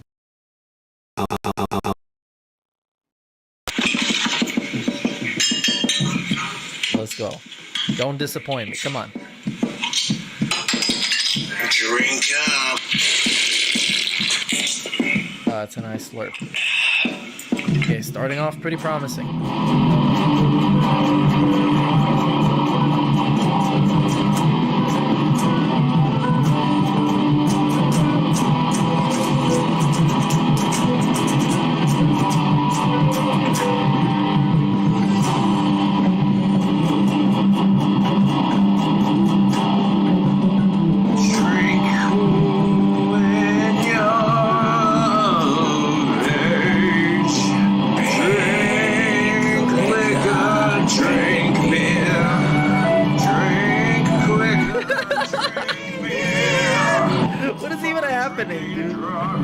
I'm trying to kind of like piece together the instrumental and what is happening, but it's just like, it's like you playing two different songs at the same time, and they're both in different keys, both in different tempo. They don't like actually mix together at all. Take a journey, drink till you're drink out the bar, we drinking soft like rock stars. Yes! Drink, yeah. Sure have a pint.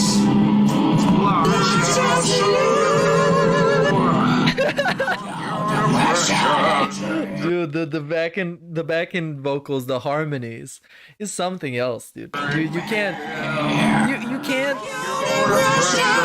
comprehend this music. This type of music doesn't exist yet. This is not even like the final form of this genre. One day he's gonna play in like the halftime Super Bowl show. Smoke weed too. Oh, and the next song is called Smoke Tobacco. Oh, and this is straight up just a rap song. With two different beats that are not on beat. They're both in different tempos.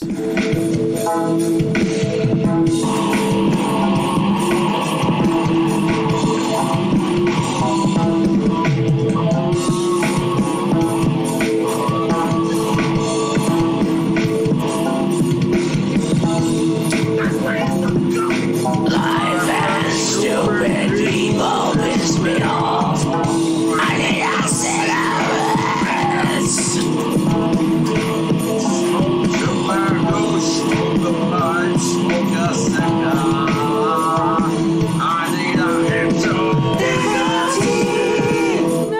nicotine. Kill us these days. Smoke tobacco. Okay, this is it. This is like post-experimental music.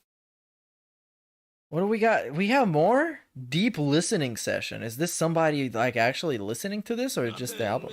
The sound quite like a broken hearted in a bottle. But this cover is pretty good though. I have to say, this actual cover art. And you got the track listing on the right side. It's pretty good. About tomorrow. It's an acoustic, heartfelt track. Sounds good.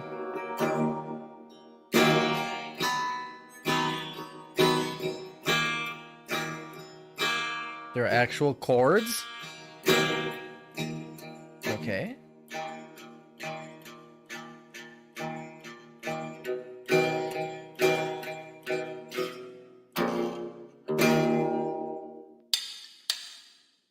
Yeah.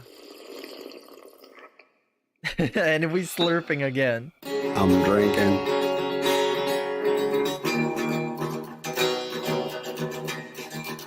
Oh.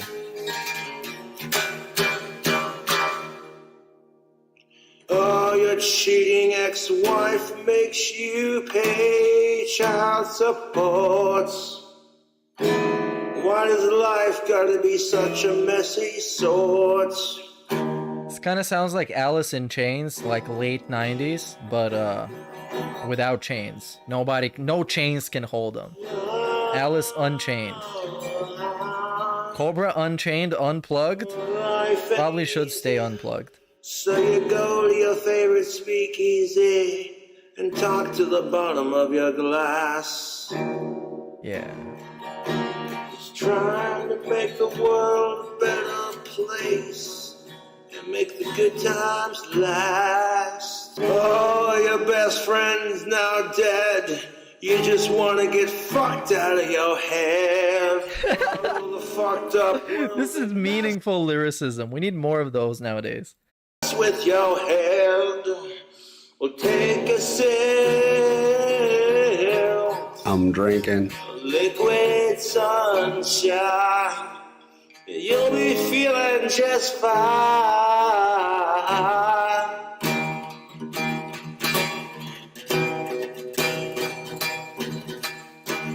Oh, that strumming just hurts to listen to, dude. That strumming is so bad. How can you be that bad at strumming? It's really not that hard. The fingering is usually harder. That's what he Your said. wife's distraught, so she killed herself. Ah, rest in peace. Okay, this is getting a little bit too dark. I might even cry. So let's just wrap this shit up. Remember, no early stream today. No podcast. It's gonna be really sad, man. So make sure to not watch it because you can't. Literally doesn't exist. Alright, well, thanks for watching, and I'll see you next time. Down here at level 1. I'm drinking.